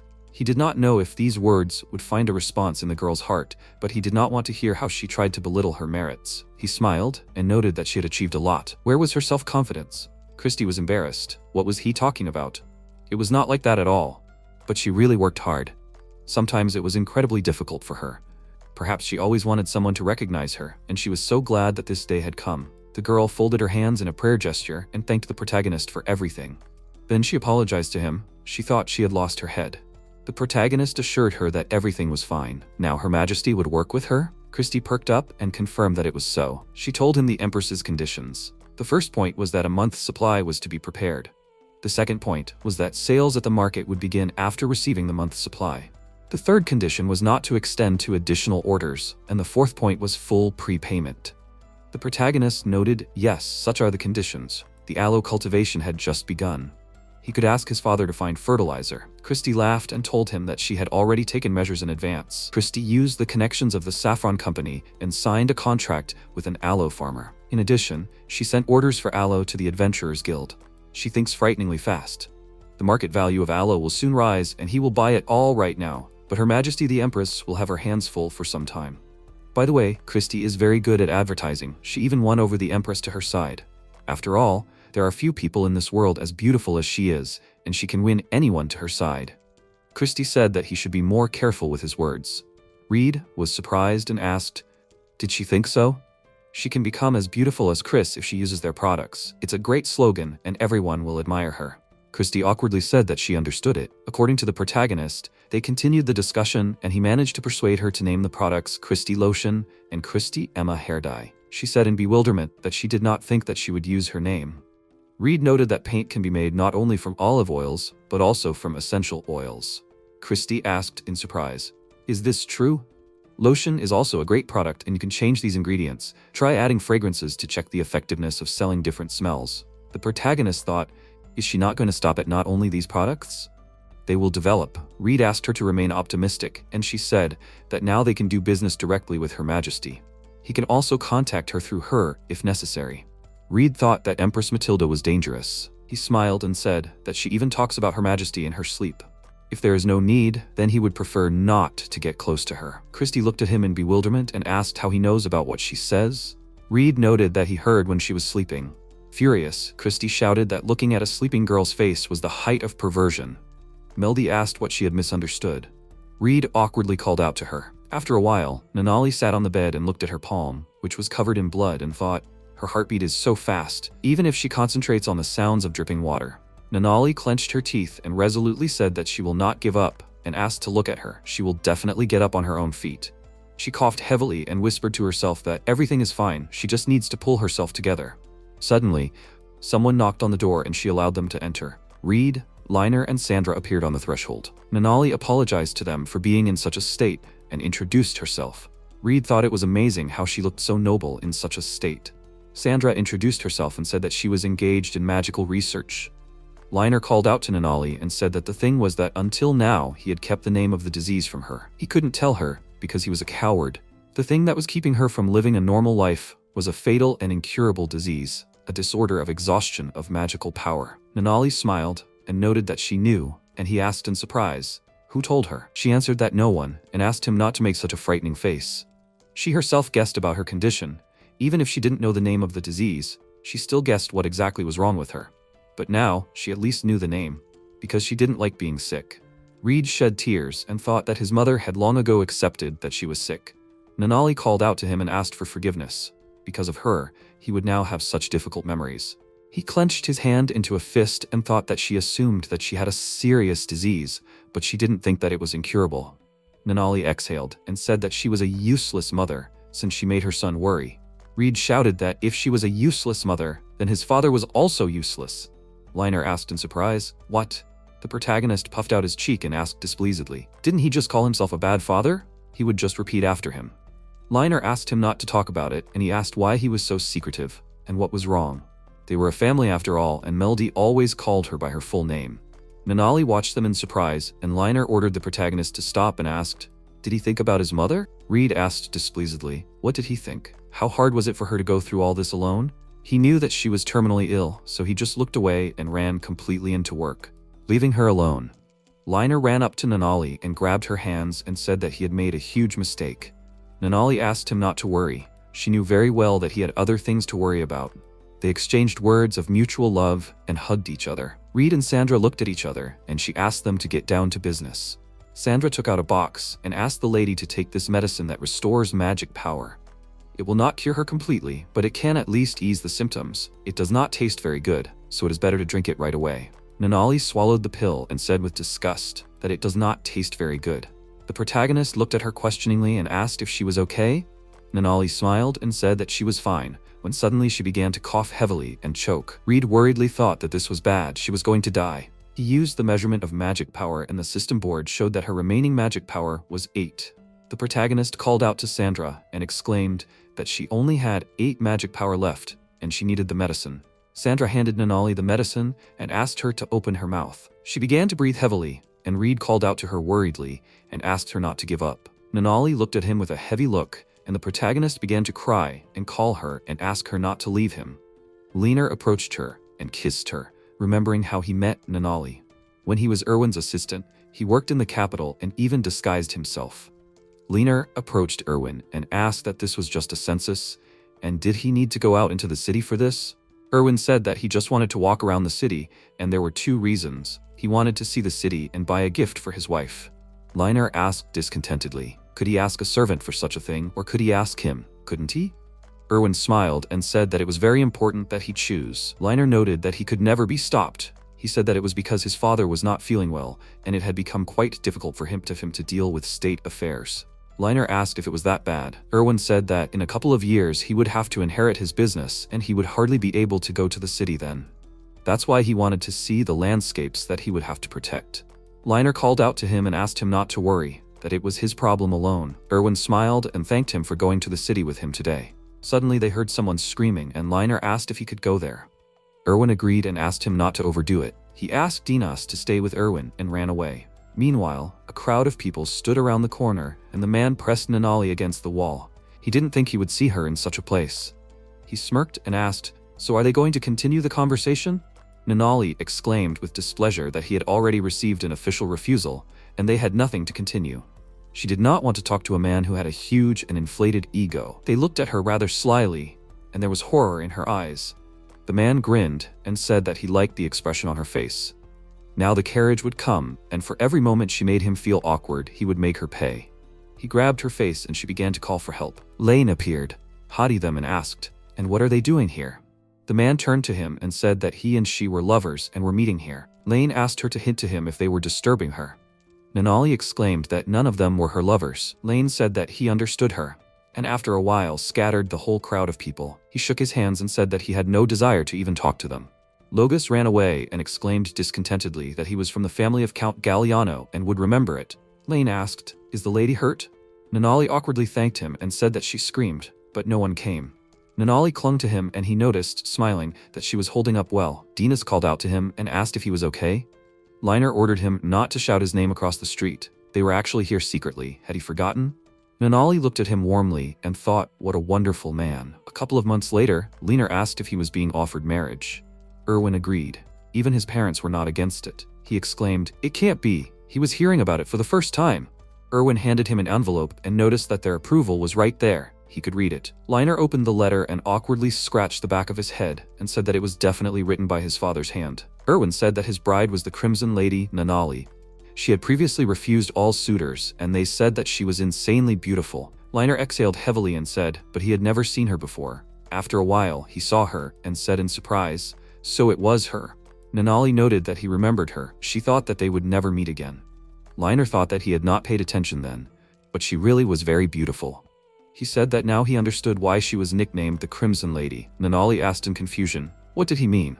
He smiled and said that she had very beautiful red hair, and in general, she was a very beautiful lady. Nanali was surprised and asking for forgiveness, said that she got this nickname when she was proposed to marriage. They began to consider her a girl with a difficult character, since she is so unapproachable that no one even has a chance. Liner awkwardly said, that's how, and he thought in a different sense. Nanali happily said that she liked it very much. What a wonderful meaning he put into her nickname. She even likes it very much now.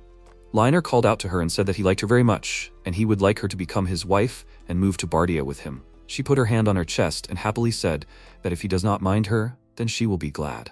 Nanali swallowed the pill, and Sandra thought that the lady drank the medicine. She asked Reed, how much magic power? The protagonist used the measurement of magic power and began to mentally beg, when suddenly the system showed that the remaining magic power was 101. Sandra and Reed were surprised and he happily exclaimed, it worked. Liner called out to Nanali, and she opened her eyes, smiled and said that she was fine. Reed burst into tears right by her bed, and after that, a doctor examined his mother. He reassured them that another attack was not to be expected, and after a joint discussion, they decided that she needed to take the medicine 3 times a day. Just in case, they placed maids to keep an eye on her. The protagonist rubbed his eyes and said contentedly, simply an amazing medicine, restored 100 magic power at once. Sandra said that it was thanks to Mr. Liner. Then Mrs. Nanali could not open her mouth to drink the medicine, and it worked quickly. He took water and the medicine into his mouth and then did mouth to mouth. Reed thought his dad was amazing because he figured things out so quickly. He called out to Sandra and asked if she had time and did not want to spend time with her family. She said that she wanted to give them time alone now. Meanwhile, in the castle, Elias asked His Majesty, did he read the letter? It seems to him that their country is not respected at all. Marriage with a royal family or equal aristocracy. The Empire clearly doesn't value them, and they didn't listen to their demands, deciding everything for them. Norris muttered, the marriage will be with some son of the Margrave, and they are also the same age. Everything has already been decided. They can no longer influence this marriage, and they can't afford to say that they don't like the future husband. But if there are any problems on their part, Norris smiled contentedly and said that they need to at least check whether this son of the Margrave has a worthy talent. He will decide this issue. Elias asked what he had in mind. Norris thoughtfully asked if he could say what he thought about this idea. Meanwhile, Sandra grinned and said he understood that they needed time alone. She looks at him and it seems like an adult is hiding behind a child's body. Reed smiled and asked, she understands that this cannot be? By the way, he wanted to consult. When he creates a new spell, he wants her to be nearby. Sandra asked in surprise, what this time? Reed opened the door with a key and said that next, he wants to create a spell to remember. In his past life, someone told him that if something gets into his brain even once, he will never forget it. Everything is stored somewhere in the depths of the brain. But he was reborn, and he has memories from his past life. In other words, not only the brain has memory, but also the soul. Reed asked, so there is a way to see the memories of the soul, right? Sandra noted that this is similar to the theory of the living soul. He asked, the theory of the living soul? She said that this is one of the theories in the science of magic. Life force is the source of magical power and shows the way to the gods. The basis of the theory is roughly similar to his thoughts. Reed thought, is this one of the philosophies of this world? But I wonder if it will help him? Sandra said that this theory believes that the life force is the source of magical power and shows the way to divinity. In other words, as he said, it is the soul. Reed put his hand on his chest and asked, so it is possible to influence magical power by changing the soul? Sandra noted that even if they try it, no one can say what will happen. If the source of magical power is the soul or life force, then you need to concentrate on something deep in your body. The protagonist opened his eyes and thought that he did not feel any changes, but he must continue. Magic power can be reduced to life force. Where will the life force go after that? Sandra asked him to feel and sense this flow. Reed suddenly noticed how the magical power was stretching somewhere and thought, is this a hole? A flickering light flashed in front of him, and he said that it could be dangerous. Suddenly, he fell into a room with bookshelves and asked in surprise, where did he end up? He had bookshelves in front of his eyes? Suddenly another Reed appeared in front of him and greeted him. The protagonist asked in surprise who he was. He answered that he should call his memory. This is the most suitable name. He is the embodiment of his memory. After all, he came to dig into memories from a past life. The protagonist agreed and thought, that is, he will just cooperate with him like that? He can just pull out memories himself. It's like digging into the network. Can he handle it? Memory said that it is not difficult to imagine, but the main thing is not to lose concentration. Ordinary people cannot get here, but he is special, and next time it is better to directly contact him. He will find the necessary information in this world. Reed asked, what should he call him? Memory said that he should just use magic power and listen to his advice. This time, although he was able to get here, this place is very fragile. He asked him not to come here anymore, and if necessary, he can just call him by name. Reed thanked him and closed his eyes.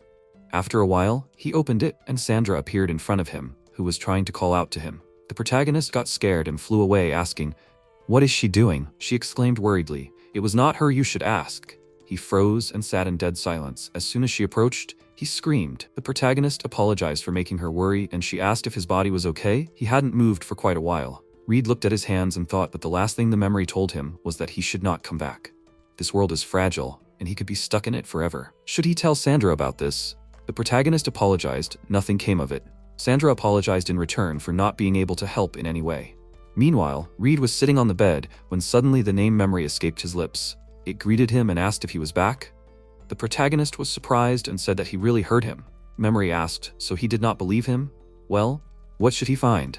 Reed said that he just wanted to check. Nothing was needed today. Memory told him to call it when he needed something. In the morning, the protagonist decided to visit Nanali and entered the room and asked how she was feeling. She happily noted that she felt better than before, thanks to the medicine. Sandra smiled and said that they were still thinking about the dosage, but there were no problems. Reed awkwardly looked at them and thought that they were like two cats. Sandra called out to him and asked if he thought of something offensive to them. He awkwardly brushed off the question. According to him, since the day his mother almost died from an attack, Sandra became her attending physician. She had always been involved in research into magical power, so she was the most suitable person. He also taught her how to measure magical power. He must complete the medicine that cures her as soon as possible, and if he achieves this, he will be able to cure not only his mother, but also others who suffer from this ailment. Nanali called out to the protagonist and asked why he was so tense. He replied that he was just thinking and asked her not to overexert himself. Sandra asked if it was time for him to go to Mr. Liner. Reed exclaimed as if he had called him, then he went. Nanali smiled and asked him to say hello. Meanwhile, in his office, Liner said that they had decided on the date of the trip, and the protagonist was surprised. He thought that he was going to Renolute also for the sake of treating his mother. To create the medicine, a lot of moongrass is needed, but they were unable to start growing it on their territory, since it does not take root. Therefore, he will have to go to Renolute, a country with developed agriculture. Maybe he can find a solution there, and from his memories of the past he realized that he can definitely find information about medicinal herbs there. Liner said that he can't let his guard down there. Something is clearly brewing inside the country. Reed wondered what his father meant. He said that King Elias is trying to promote the idea that their countries are friends, but not all aristocrats share his point of view. The protagonist asked suspiciously, and they will try to do something? The Liner replied, there is a possibility that they want to remove him from the marriage. The protagonist thought, so there will be aristocrats who think that he is not a suitable husband for her. He understands that the local aristocrats are unhappy with their vassal status and want independence for their country, but if this goes too far, it can be dangerous. Reed asked in surprise, how did he know about this? He said that there are no impregnable walls, information can be obtained from any country, and information is what is needed to protect your home. The protagonist was surprised and thought, does he have spies in Renolute? Liner said that it was a good guess, but he would not say it directly. Reed smiled awkwardly and said that it was better to live in ignorance. Meanwhile, Elias called out to Norris and said that he understood his point of view, but the father of her future husband was Liner. He was called the strongest man in the Magnolia Empire. In addition, she would be located almost on the border with their country. Does not he think that these are excellent conditions? Norris noted that his words made sense, but they wanted to achieve marriage with the Imperial family. They would not be satisfied with some kind of backup plan. The assistant exclaimed that he was right. Elias thought that Norris had always been like this. He was especially proud of being a dark elf, so a whole faction of patriots formed around him. Through marriage, he planned for their country to take root in the depths of the empire. First of all, Renolute ceased to be a vassal, and then they completely gained control of the empire. But for this, he is ready even to go to an internal political conflict, or even to a war with another country. Races came into his office and he asked what he needed. He said that he was about Farra. Is he really planning to send her as a hostage and force her to marry? Elias asked who told him such nonsense. Raisis said with displeasure that no one told him this, because Farra is only 6 years old, and she cannot be sent to another country. She is still a child. Is it really so necessary? Elias said that their connection with this country is very important, and when he becomes king, he will be able to accept his decision. Raisis exclaimed with displeasure. He cannot accept this. Elias tensed up and thought that he was still too young, that is why he was so emotional. He told him to go to his room and cool down. He should not have brought up this topic. Raisis walked along the corridor, when suddenly he met Farra, and she wished him good morning. Raisis said that she rarely comes here. Farra asked that her mother called her, so she is here, and why is he here? He answered that he spoke with his father and lost his head, that his father was angry. She noted that she did not even believe that her father could be angry. Raisis looked at her and thought that she was very beautiful and looked like her mother. Despite her young age, she received a good education and her every movement was elegant and polished. A younger sister, of whom he was proud. The servant leaned towards her and said that it was time for her to go. Farra bowed and said that she would go. Raisis thought that he was only once again convinced that this was wrong and he would not accept it. He must protect his sister. Memory grabbed his head and asked what kind of memories were these. Reed asked, well, how? Memory is a special magic that he recently invented to dig into memories. When he mentally accesses memory, it helps him find the information he needs. While he talks to the memory, the magic power is gradually spent. It's like paying for a cell phone. But why did he anger the memory? Was he able to find out anything about the plot? He asked the memory, does it even understand what it wants from it? It was constantly skipping dialogues. Even if he digs into its memories, all he will get are scraps of information, and there is nothing useful there. The main character said that he did not really delve into the plot, because the game was still free and he was interested in other things. He read the main plot, just skipping, so he remembered little of it. This is why he needed the help of memory, because this is an otome game based on the Cinderella universe. The love interests were princes of different countries. In Renolute, there should have been one. I think his name was Raisis, and he seemed to be very useful. Reed awkwardly asked, is it hard after all? Then he would like to take this opportunity to learn more about his memory in principle. Is it possible? Memory said that he also wanted to tell videos that he watched on the internet, the contents of textbooks from school days. It is possible to pull out, or it will take a long time, or it is impossible at all. He can only pull out what he saw or heard in a past life. Complaints of colleagues that he listened to with one ear, uninteresting advertising and conversations of random people. It is somewhat reminiscent of restoring a document torn to shreds. Of course, he can try, but what should he do? Reed asked, can he ask him about it? He unexpectedly repeated his words. Meanwhile, Rubens exclaimed that the gentleman should carefully watch his movements. Reed fell to the ground and, breathing heavily, said that he was done. Rubens smiled and noted that it seemed like the time had come to learn how to strengthen his body with magic. The protagonist asked in surprise, strengthen with magic? He said that the conversion of magical power is what strengthens combat skills. Everything is simple. Only without sensible combat skills, this will be of little use. Reed thoughtfully asked, should he just imagine a stronger body? Rubens said that it would not be possible to simply remove the magic from the body. He should feel how the magical power spreads evenly throughout his body, strengthening his muscles. He should learn to do it unconsciously. They often tell knights to feel and not to think, like muscles instead of brains. He will stop running out of breath so quickly as soon as he learns this trick. Rubens smiled and asked, did he use this in duels with him too? That is why Reed never runs out of breath during long training sessions. Inexhaustible endurance, and he was constantly tired. He did not even have a chance to win, it was unfair. The main character grinned and asked, as soon as he learns to use body enhancement, he will defeat him. Did he understand? Rubens exclaimed that he accepts the challenge. He happily jumped up and said that first he will learn to distribute magical power throughout the body, and they will go to the obstacle course. After a while, Reed looked at his hands in surprise and asked if he was getting tired less. Maybe it's because he trains with Sandra? Rubens said that mage warriors were amazing. If he had the same abilities, he would have been a real genius by the age of 10. It was amazing that he could handle his training without strengthening his body. So, they move on to the next stage. Without trying his hardest, but he shouldn't get tired. According to Reed, he runs while the magic power flows through his body, and then does exercises without interrupting the magic power, and when he mastered the technique, it was time for a duel with Rubens. The main character waved his sword in front of him and exclaimed that this time, everything will be different. Rubens smiled and said that he was happy too early. He won't lose to him yet. Reed thought that after strengthening his body, the training became noticeably more fun. He became much less tired after training and experienced height, weight, There's still a difference between them, but he can win. But not in a fair fight. He feels like the will to win was born in his heart, and there is still a chance. He should take advantage of the fact that he's a child, and if he can dodge one attack. Suddenly, he found himself in Ruben's hands, and he said with a smile that the idea was good, but the execution was not so. Reed sadly said that he lost. Rubens let him go, and said that he was surprised that he did not give up after they clashed swords. His technique should be used against less experienced fighters. The protagonist asked to fight again. But he said that unfortunately, they would be done with him for today. Reed looked at him questioningly. Rubens grinned and noted that he needed a special teacher, since they were too used to each other. The protagonist thought in bewilderment. Does this mean that this is only the beginning? It is hard for him to believe it, considering how difficult the training was. Liner apologized for the delay. He had to finish the job. Are they done yet? Reed was surprised by him, and he said that he wanted to see his abilities in person. He was not going to hold back, so he had to fight at full strength. The protagonist looked at him in bewilderment and thought, his first battle with someone other than Rubens will be with his father. But how strong is his father? How much stronger is he than him?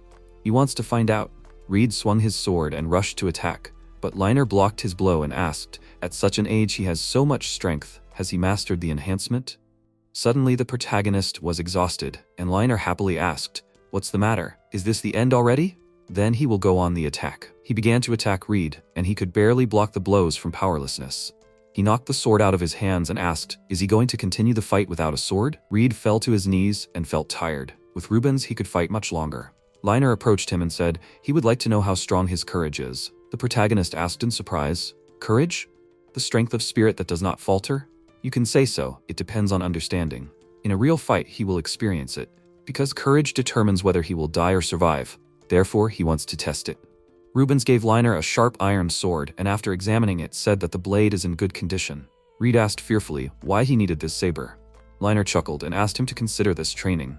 Liner asked him to listen to him carefully. He should stand straight and still, not look away and watch his movements. He went to attack him, and Reed thought, what is this feeling of intimidation? Suddenly Liner drew his sword near the protagonist's face, and he fell to the ground in fear. He said displeasedly, it seems that here he corresponds to his age. Liner ordered him to stand up and asked why he closed his eyes. He told him not to look away. Reed apologized. This was the first time he felt killing intent, and he was afraid of a real sword. He felt as if his father was really going to kill him. Even though he knew that he would not do it, he felt fear of a real sword.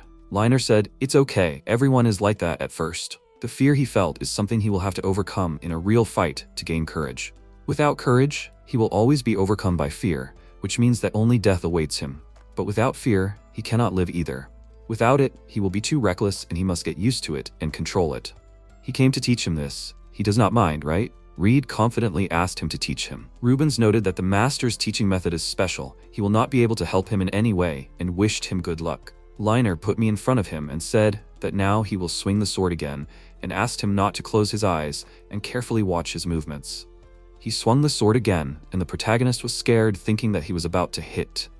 But this is a necessary measure to increase survivability in battle. Liner swung the sword in front of his face over and over again and ordered him to watch the sword and not to close his eyes. You need to carefully watch the trajectory of your father's sword. Unexpectedly, on the last swing of the sword, Reed stood with his eyes open, and Liner noticed that he had already begun to get used to it, and now the next step. He called out to Rubens, and the protagonist thought that this was not all. Liner drew a line on the ground and asked the protagonist to go beyond the line and get to Rubens, and he would attack all this time. It would not be a problem for him if he carefully watched his movements, right? Reed confidently said that he understood everything and he had no choice. Rubens wished him luck, and the protagonist rushed forward, dodging his father's attacks.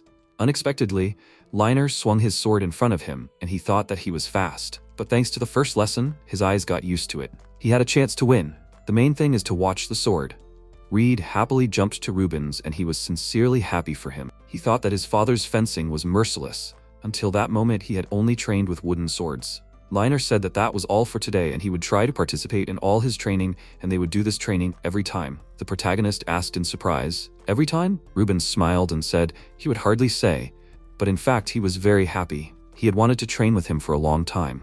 Reed sadly thought that his father, as always, did not know how to show it. Melody called out to the protagonist, and running up to him, he asked what was the matter. Suddenly, she began to scream in fear that her father was mocking her brother. Liner was surprised and Denai apologized. The lady really wanted to see Mr. Reed, but since they were busy training, she could only watch from the sidelines. Melody grabbed his hand and called her brother. So the training was over. The protagonist called out to her and said that his father did this on purpose to train him and asked her not to tell him that anymore. She asked, "Is it true?" A little later, Liner was sitting in his office and desperately said that Melody hated him. She opened the door a little and called out to him, saying that she wanted to say that she didn't hate him and apologized. She shouted that she had said everything, and Danae praised her. Melody took Reed's hand and asked her brother to come back quickly, and then hugged him tightly. The protagonist exclaimed that he was leaving everything here for her. He whispered to her, and she came up to Liner, hugging his leg. Melody asked him to come back quickly too. Liner picked her up and asked, "Really? They will return as soon as possible." Melody smiled and exclaimed, "That's a promise." Sandra pointed out that they could leave Mistress Nanali to her, but he should be careful with magic.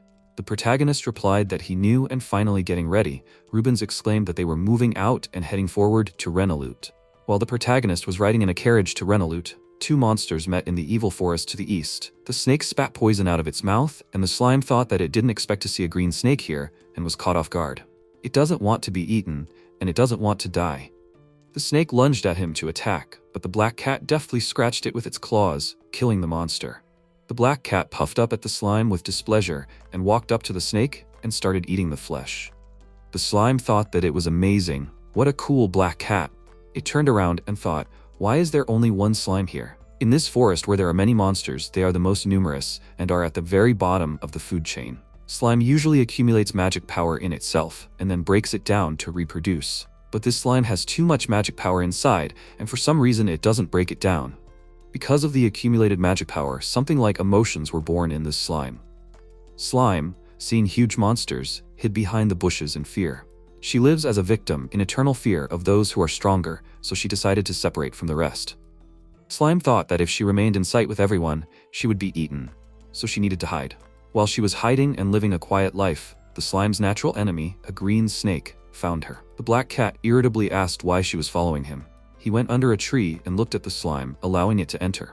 He thought that if he just threw her, she would be eaten right away, and then he would not be able to sleep. So let her live. If there is a shortage of water, she will drink it. After some time, the black cat returned with prey and looked around in surprise. He asked, "Is everything clean here? Did she try?" Slime absorbed the remains of food and bones and began to jump happily. He pushed the food towards her and asked her to eat. This was gratitude for cleaning, and he did not bring this meat for her on purpose. The slime started eating, and after that the black cat allowed her to stay here, but to clean. Does she understand his speech? Black cats are bad at cleaning, and from that day on he went hunting and the slime cleaned. So they lived, not speaking the same language but understanding each other. Meanwhile, the slime crawled up to the black cat and started calling him, asking him to wake up because it was time to hunt. He woke up and said that he would go when he was hungry. The black cat asked in surprise, "Was that her voice just now?" The slime asked if he could hear her voice. He said that he had never heard that a slime could use magic. She was not a simple slime. Was it magic? The slime asked if it was true, but she was happy because she had wanted to talk to him all this time. The black cat replied that this was the reason, because he thought that it was because of his strong desire that she received this ability. Slime imagined a white cat and asked, well, maybe someday she would be able to take on an appearance similar to his? The black cat answered happily that it would be great and would become his sweet wife. Slime asked in surprise, really? She would pray every day. Slime and the black cat continued to live together and got along well. Slime said that she wanted to show him something. She asked him to watch and suddenly began to turn into a white cat. The black cat looked at her in surprise and she asked, well, how? She did not manage to make black fur, only white. He exclaimed in confusion. That is, she is very sweet. The white cat happily asked, does he remember the promise he gave her? He awkwardly stretched out the promise to become his wife. She asked upset, he does not remember?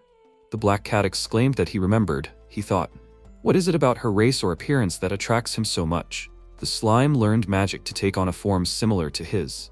She tried so hard for him. The black cat called out to her and asked if she would become his wife. They would be together for life. The white cat asked hesitantly if he would mind.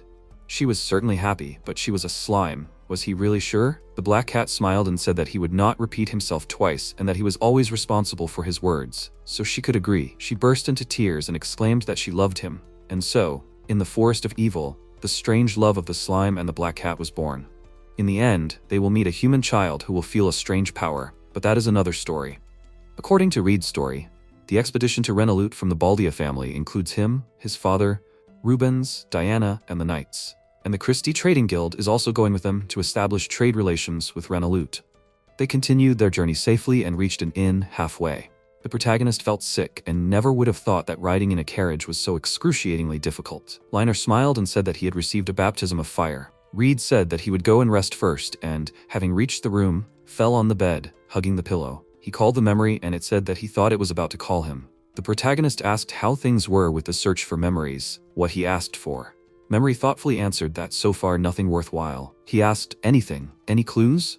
Memory answered, for example, a name, or they say that in the place where they are going, a prince named Racist lives and his animation from the game also appeared. Reed asked in surprise, is it possible to look at the animation? Memory showed the appearance of the prince in his head and said, this is what he looks like. Black hair, yellow eyes, and classic dark elf skin. How could they possibly meet him, so they had to remember? Memory asked, with that look, could he be a tsundere? He wasn't jealous of becoming a tsundere's stepbrother. The protagonist laughed and thanked him for what he was looking for. Suddenly, someone knocked on his room door. He opened it, and Chris appeared on the threshold. He asked, what happened?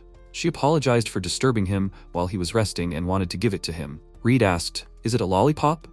Chris replied that she had made it herself from medicinal herbs because she had heard that he got sick in a carriage. She often got sick on long trips. The protagonist happily asked, is she doing it for him? She is a goddess. Chris noted that she always carries it with her and hopes he likes it. Lee sincerely thanked her. From tomorrow, he will try his best. He looked out the window and exclaimed, you can already see the Renolute outpost over there. There was one detail in Florella that was not related to the plot, but caused a heated discussion among the players.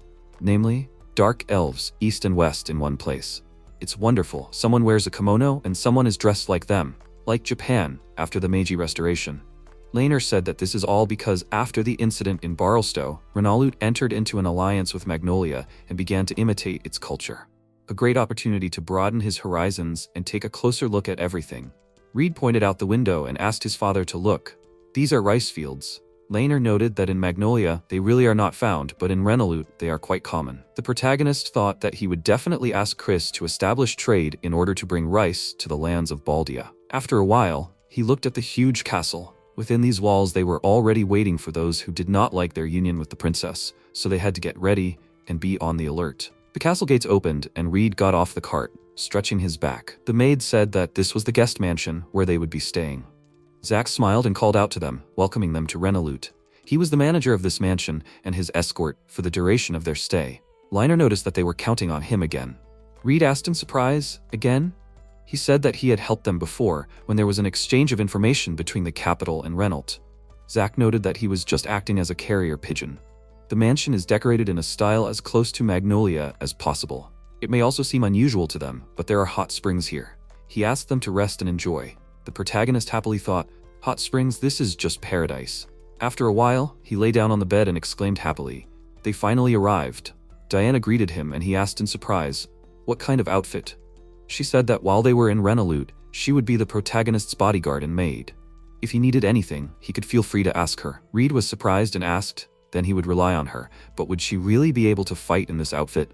Diana smiled and asked him not to worry, since there were some hidden things here. For example, this one is very convenient to use. Reed sheepishly asked her to stop and thanked her. She asked, is he sure? The protagonist wondered why she only had hidden weapons. Do knights even use them? She answered, not all knights, of course. Men and women are built differently. Sometimes it is impossible to win in a head-on collision. For her, hidden weapons are a way to compensate for the difference in strength when she fights men. She was ready to do anything to get into the knightly order. Reed asked, she tried so hard and it was all for Rubens? Diana smiled and probably agreed, since he, who used to be a crybaby, tried so hard, so she tried her best. After all, she did it primarily for herself and not for him. In any case, while they are in Renolute, she will be the servant of Mr. Reed, and once again asked for his favor. She was ordered to stay in the same room with him, so he can consider her just air. Lee thought, as for him, she is too noticeable for air. Then he will sleep for a while, and asked her to wake him up if something happens. Asna went to Farra and said that the Baldia family has arrived at the guest mansion. According to her, the daughter who will soon marry the Prince of Agnolia, to accompany such a princess is a task. Usually meant that they wanted to get rid of her, and when the princess went to Magnolia, her personal guard would follow her.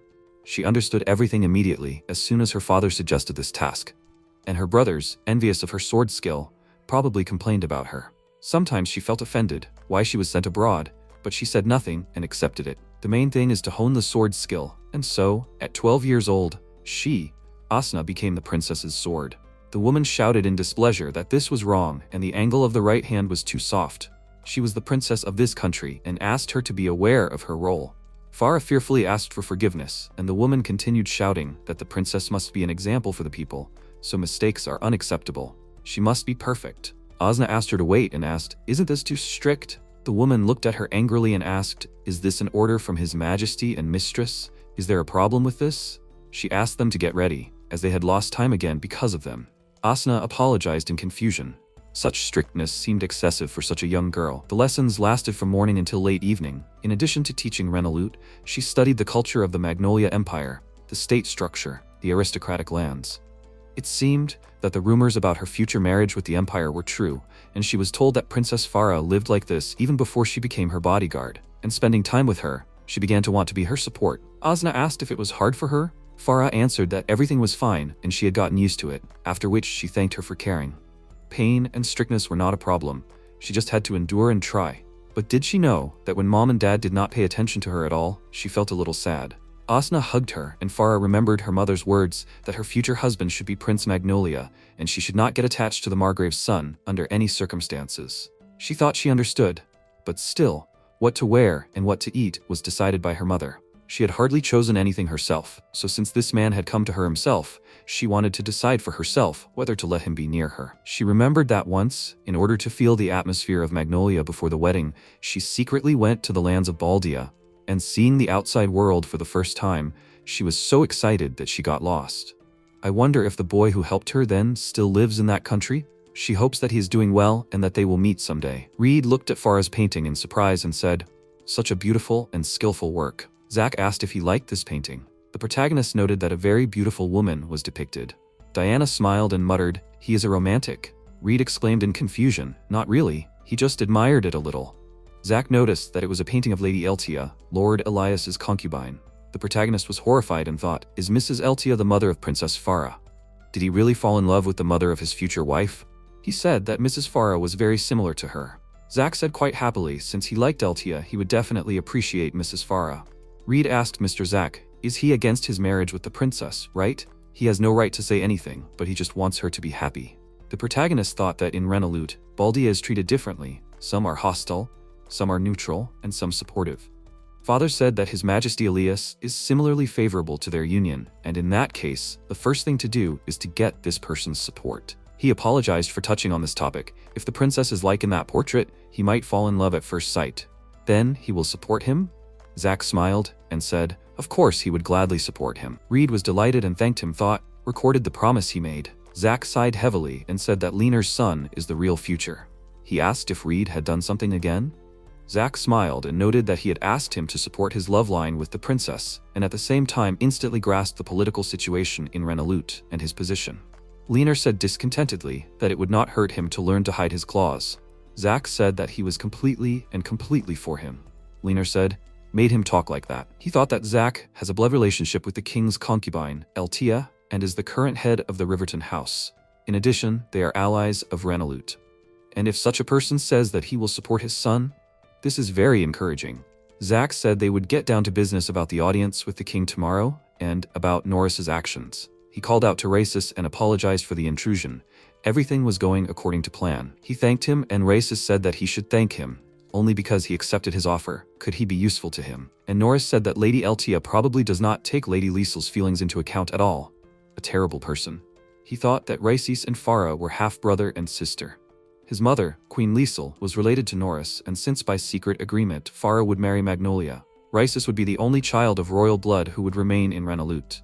If Elias only loved Lady Eltia, and the fact that Farra hardly saw Raisis, it was Eltia's fault, because she did not love him. His Majesty visits Queen Liesel only occasionally, but visits Eltia every day. And indeed, Raisis began to notice how his mother sometimes smiled sadly. Raisis said discontentedly that it was mean to upset his mother, and that he would never become a king like his father. Norris put his hands on his shoulders and said that everything would be fine. He would always be by his side. If he followed his advice, he would become both a good king and a good man. Norm called out to His Highness and said that he was counting on him tomorrow and asked him to try to be on his guard. Raisis said discontentedly that he knew without his reminders that he would definitely protect his sister. In the meantime, Norris stood near the stone wall on the street and asked how the prince was feeling. Shadow answered that everything was as before. He trusted him unconditionally and was unlikely to suspect. Norris asked to let him know if something happened. It seemed everything was going according to plan. Well, let the villager from Magnolia hold on. Farra put on the dress and asked, "Is this how it is?" It is the first time she wears such clothes. It is unusual for her. Asna smiled and said that it suits her very well. She smiled and thanked her. I wonder if the groom will like it like this. Asna confidently agreed and said, "Okay." In her opinion, she is especially beautiful today. He will definitely like it. Suddenly a woman knocked on the door and said she sees that she did put on the dress that she sent. Farra bowed and thanked her for such a gift. Asna looked at it and thought that the words were sharp, like ice needles, and they certainly could not be called family. The groom this time is the son of a marquis, not a prince, but he has no right to disgrace Renolute. If he shows himself worthy, perhaps there will be talk of an alliance with the royal family. Farra said that she understood everything, and the woman noticed. That's good. She will go forward. Asna asked Farra, "Is she okay?" She agreed. It is already usual. Asna said after all, he is still a candidate for the groom. It is unlikely that they will send a completely worthless one, and then she can decide for herself what to do. She thinks so. Farra smiled and asked, "She is very kind. Does she know anything about him?" Asna said that only the name. I think his name is Reed Baldia. Farra went to the window and whispered his name. Norris asked His Majesty about the recent advice. Can he take the initiative? They need to make sure that the Marquis' son is suitable for their princess. This is important. Elias asked, "Is this what he is talking about?" He said, "Let him deal with it." Norris thanked him and he asked not to allow rudeness, even if he is a marquis, but a nobleman of the empire. Norris said, "Of course, then he will definitely marry the queen to a representative of the Imperial family. This will give Renolute a real impetus to prosperity." Elias said, "Perhaps he inspires himself with such a thing. Although no one hopes for him anyway, the fool." Meanwhile, Reed spun around the mirror and asked if he looked strange. Diana asked how many times he had been checking everything since morning. Reed called out to her in fear and said, "Just like a noble girl going to the prince." Diana said that he was very cute, but still he was a boy. It doesn't matter who is looking, you just need to stand with pride and be yourself. Clothes are just a shell. The main thing is who wears them. Reed asked her not to embarrass him like that. He would blush. Diana grabbed him by the cheek and said that if the main character were a girl, he would have already been proposed to by everyone. Zach entered the room and said that it was time and Liner was waiting. They went down the stairs, and he said that his friends told him something. They say that the main opposition, an elderly dark elf named Norris. Prince Raisis seems to be under his influence too. Reed thought that he got the information so quickly. He thanked him, because it was really valuable, but what did Eltia think? Zach said that it seemed that RNA also wanted Farra to marry a representative of the royal family, but her goals were apparently different from those of Norris, and he did not know her true intentions. The protagonist thought, that is, neutrality? Considering that she hardly knows him, this is logical. But Raisis' main problem, if he is under the influence of Norris, who perceives him with hostility, is perhaps the most difficult. What does it take for the prince to recognize him and Farra? They may become brothers, he would like him to support them. Zach said that if this is so, then it is worth breaking Raisis' heart once. It will be better. Reed asked in surprise, break a heart? He does not mean to make him crazy. Now one can say that he is literally blinded by Norris. He was a smart prince who sincerely cared about the country, but because of one accident, he fell under the influence of Norris. His behavior is contrary to the prince's model, and he is in an unstable mental state. He asked him to break this influence and can consider it a request from the nobility, who cares about the future of Renolute. Everything else, he can entrust him. Reed thought he had simply asked a question, and in response, he received a whole official order from the nobles how everything had turned out. This is a chance to make a name for himself. He said that he wants him to open his eyes and will try his best. Zach said that he is very grateful that he agreed. Reed asked, why is he so attached to Norris? Zach apologized and said that he has no right to talk about it. After a while, Liner said discontentedly that he is late. The protagonist apologized and Zach said that he will go. He asked, is he not coming? Zach said no, but he is interested to see how he will show himself. Reed thought that he meant it. Elias is taken by carriage to the palace where the meeting with the king will take place. He thought that they would be taken to a large castle, but it seems to be used as a strategic fort. The military man asked if he was Marquis Liner Baldia. Was he not mistaken? Liner agreed and asked for an audience with His Majesty Elias. The man said that they had been waiting for them, so he would take them. But before that, those who go to the king are not allowed to take weapons with them. Liner looked at his men and said that he, Reed, Rubens, and Diana would go, and the rest would wait here.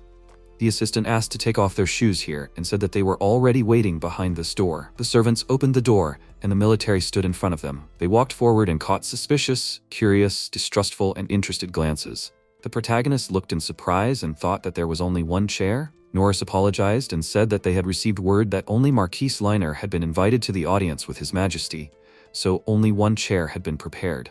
Liner looked at Reed and asked, what did he think? He said that everything was fine. He would just stand next to his father and thought with displeasure, this is the tone when his father is truly furious. The protagonist looked at Norris and, noticing his angry look, thought, he doesn't particularly like him, does he? Liner said, until ordered to raise his head, he should kneel and bow a little. Everyone bowed obediently.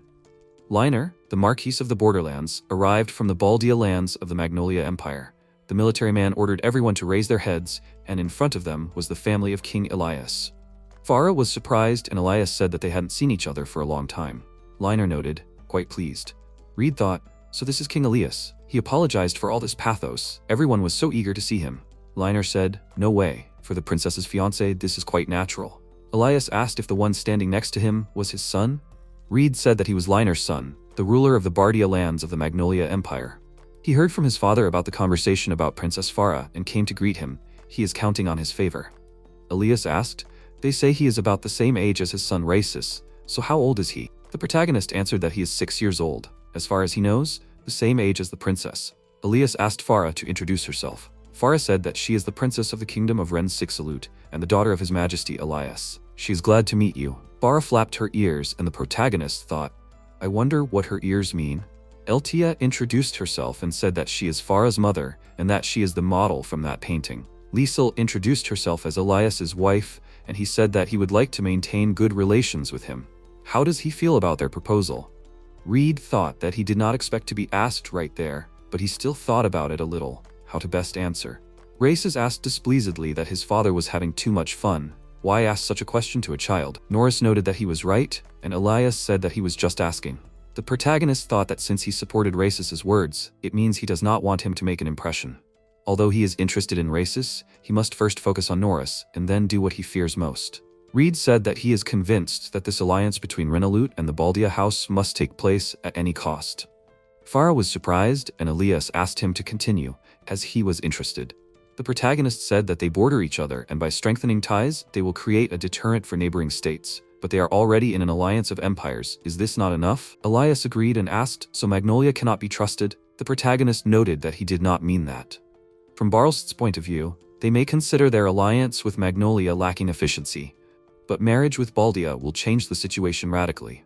Baldia is a margraviate that has the right to independently mobilize an army in case of a threat. After the marriage, hiding behind the protection of the wife and the allied state, it will be possible to quickly react without waiting for the order of the empire. There was some sense in that, and only one thing remained. Whoever dared to attack Renolute would see Baldia raising troops. If Barlst believed that, that was how they would increase the deterrence effect, which no dynastic marriage with the Imperial house could provide. Raisis asked him not to talk nonsense. They were already in an alliance, so why the marriage? The alliance obliged them to act even without the marriage. Reed said he was right, but he wanted to show how Barlst would perceive it. Moreover, the alliance itself would not allow Baldia to act immediately. When using troops, the first priority is defense, and if Barlst only attacked their border, they would not be able to act without an official order. Is that right, father? Laner asked them not to pay attention. These were just the words of a child, but the effect of marriage on deterrence cannot be discounted. Elias asked, so they considered this an advantage against Barlst? Reed smiled and said that there were other arguments, but he would tell them about it after the marriage. Elias asked happily, saying that there were more ideas. Mr. Liner's son was frighteningly smart. Such an unconventional boy would become the Margrave's heir. If he were their enemy, he would not even be able to sleep peacefully. Norris called out to him with displeasure and cried out, these are just the words of a child. Elias said that Liner also approved of this and asked Raisis to broaden her horizons. He asked permission to address the protagonist now, and noted that it was a reasonable and practical argument, thereby thanking him. Norris asked to be excused and said that he understood his idea, but words are only valuable when there is strength and valor behind them. A combination of mind and sword, that's what he was counting on. He would like to see Mr. Reed's fighting skills, and how does he feel about it? Everyone went to the place of the duel, and Reed thought that instead of meeting with Princess Farra, for some reason everything turned into a duel at the court. Diana handed him the sword and he thanked her, thinking, this wooden sword, she said. Unfortunately, The equipment was prepared extremely poor quality, and it looks like someone wanted to disgrace him. She personally picked up this sword, so he cannot worry. The protagonist happily exclaimed, she even took care of this. Diana asked him not to spare the one who allowed himself rudeness, no matter what. After some time, Reed noticed that Liesel and Elias were arguing about something. Suddenly, Raisis approached him, and Elias apologized for the wait, since they were forced to urgently change their enemy and his rival, his son Raisis. The protagonist was surprised and said that he did not believe that he would have to fight the prince. Rubens and Diana wished him luck, and he remembered Zack saying that before they came here, maybe they should break Raisis' heart first. This is a request from the nobility who cares about the future of Renolute. So he knew? Reed stood in front of Raisis and he asked with displeasure, "What's with the grin?" The protagonist said that he just suddenly remembered something funny. What a smug one. He doesn't like him anymore. Elias said that it looks like both are ready and now there will be a duel between Mr. Reed and Raisis. The rules are simple. The fight ends if one gives up or if continuing the fight becomes impossible. The protagonist raised his hand and said, "Before starting, there is one favor. He would like only His Majesty Elias to be able to decide when the fight should be stopped. After all, this is an important duel and does not want anyone to interfere." Norris looked at him with displeasure and Elias agreed. Until he gives the command, the fight does not stop. Reed thanked him and Raisis said contentedly, as soon as he set foot here, he had already lost and it would be better for him to go back to his Magnolia. The protagonist said discontentedly, "So for him the Baldia domain is just a backwater, despite the fact that it borders Renolute. You can consider that these are just stupid words of a child." Raisis asked, "Did he hear that his mother is sick? How can the son of a woman who can't even cure herself fight?" Reed was furious and thought it was better not to react. Raisis said smugly, "What's more, it would be better for him to continue sucking his mother's breast. It suits him better." Reed thought that he can say whatever he wants about him. He can also close his eyes to the Baldia domain, but about his mother, who is still fighting the disease, he will not allow this. Norris set this up to provoke him. Raisis asked smugly that he has nothing to say, swallowed his tongue. Then they will begin the duel. Norris said contentedly that he will succeed, the naive prince. Raisis said that if he surrenders now, he will do without unnecessary pain. Reed asked him not to bother himself, or is he only strong in words? Raisis asked displeasedly, what did he say? He's talking to him nicely. Reed said, that's right, only in words. Raisis swung his sword, when suddenly he intercepted him and twisted his arm and put his face in the ground. Everyone watched in surprise at what was happening. Reed put his sword to his throat asking, is that all? Raisis began to get up and ordered him not to mock him. Next time he will not underestimate. He also ordered him not to act like a hero. He does not even have a proper blow. They crossed swords again and Raisis said, fool, as soon as they cross swords, victory will be his. He thought that if he went into close combat, he would be able to push him through with his strength. Reed said that he probably thought so, and thought that it was written all over his face, when suddenly the protagonist pulled the sword aside and taking advantage of Raisis's weakening, he threw it to the ground and walked up to him, holding the sword to him. Reed asked, can he see it? In the end, these are just words. Norris angrily clenched his teeth and asked, can't be, what does this mean? Diana exclaimed joyfully, he is so stunning. Raisis came to his senses and the protagonist thought, has he finally understood? That there is simply a colossal difference in level between them. Raisis wanted to say, but Reed asked him to stand up and asked, isn't he the proud Prince Renolute? And after all this, he loses to a simple villager from Magnolia. Will he lose to someone he insulted by calling a son of a sick mother? He gave him a fake wooden sword and dressed himself in protection and uniform, and he is not ashamed? The protagonist ordered him to get up with displeasure. He would not forgive him so easily. He would destroy his pride. He asked, and even after that he would not get up? If he really did not intend to fight, he could admit defeat, but then he would be a pathetic, weak-willed coward and a weakling. He thought that Prince Raisis could become a wise king, like his father Elias. How suddenly he got up and asked with displeasure, who was the weakling here? He would definitely knock him down. Reed looked into his eyes, filled with anger, and he accepted his challenge. They continued the duel, in which Raisis began to lag behind.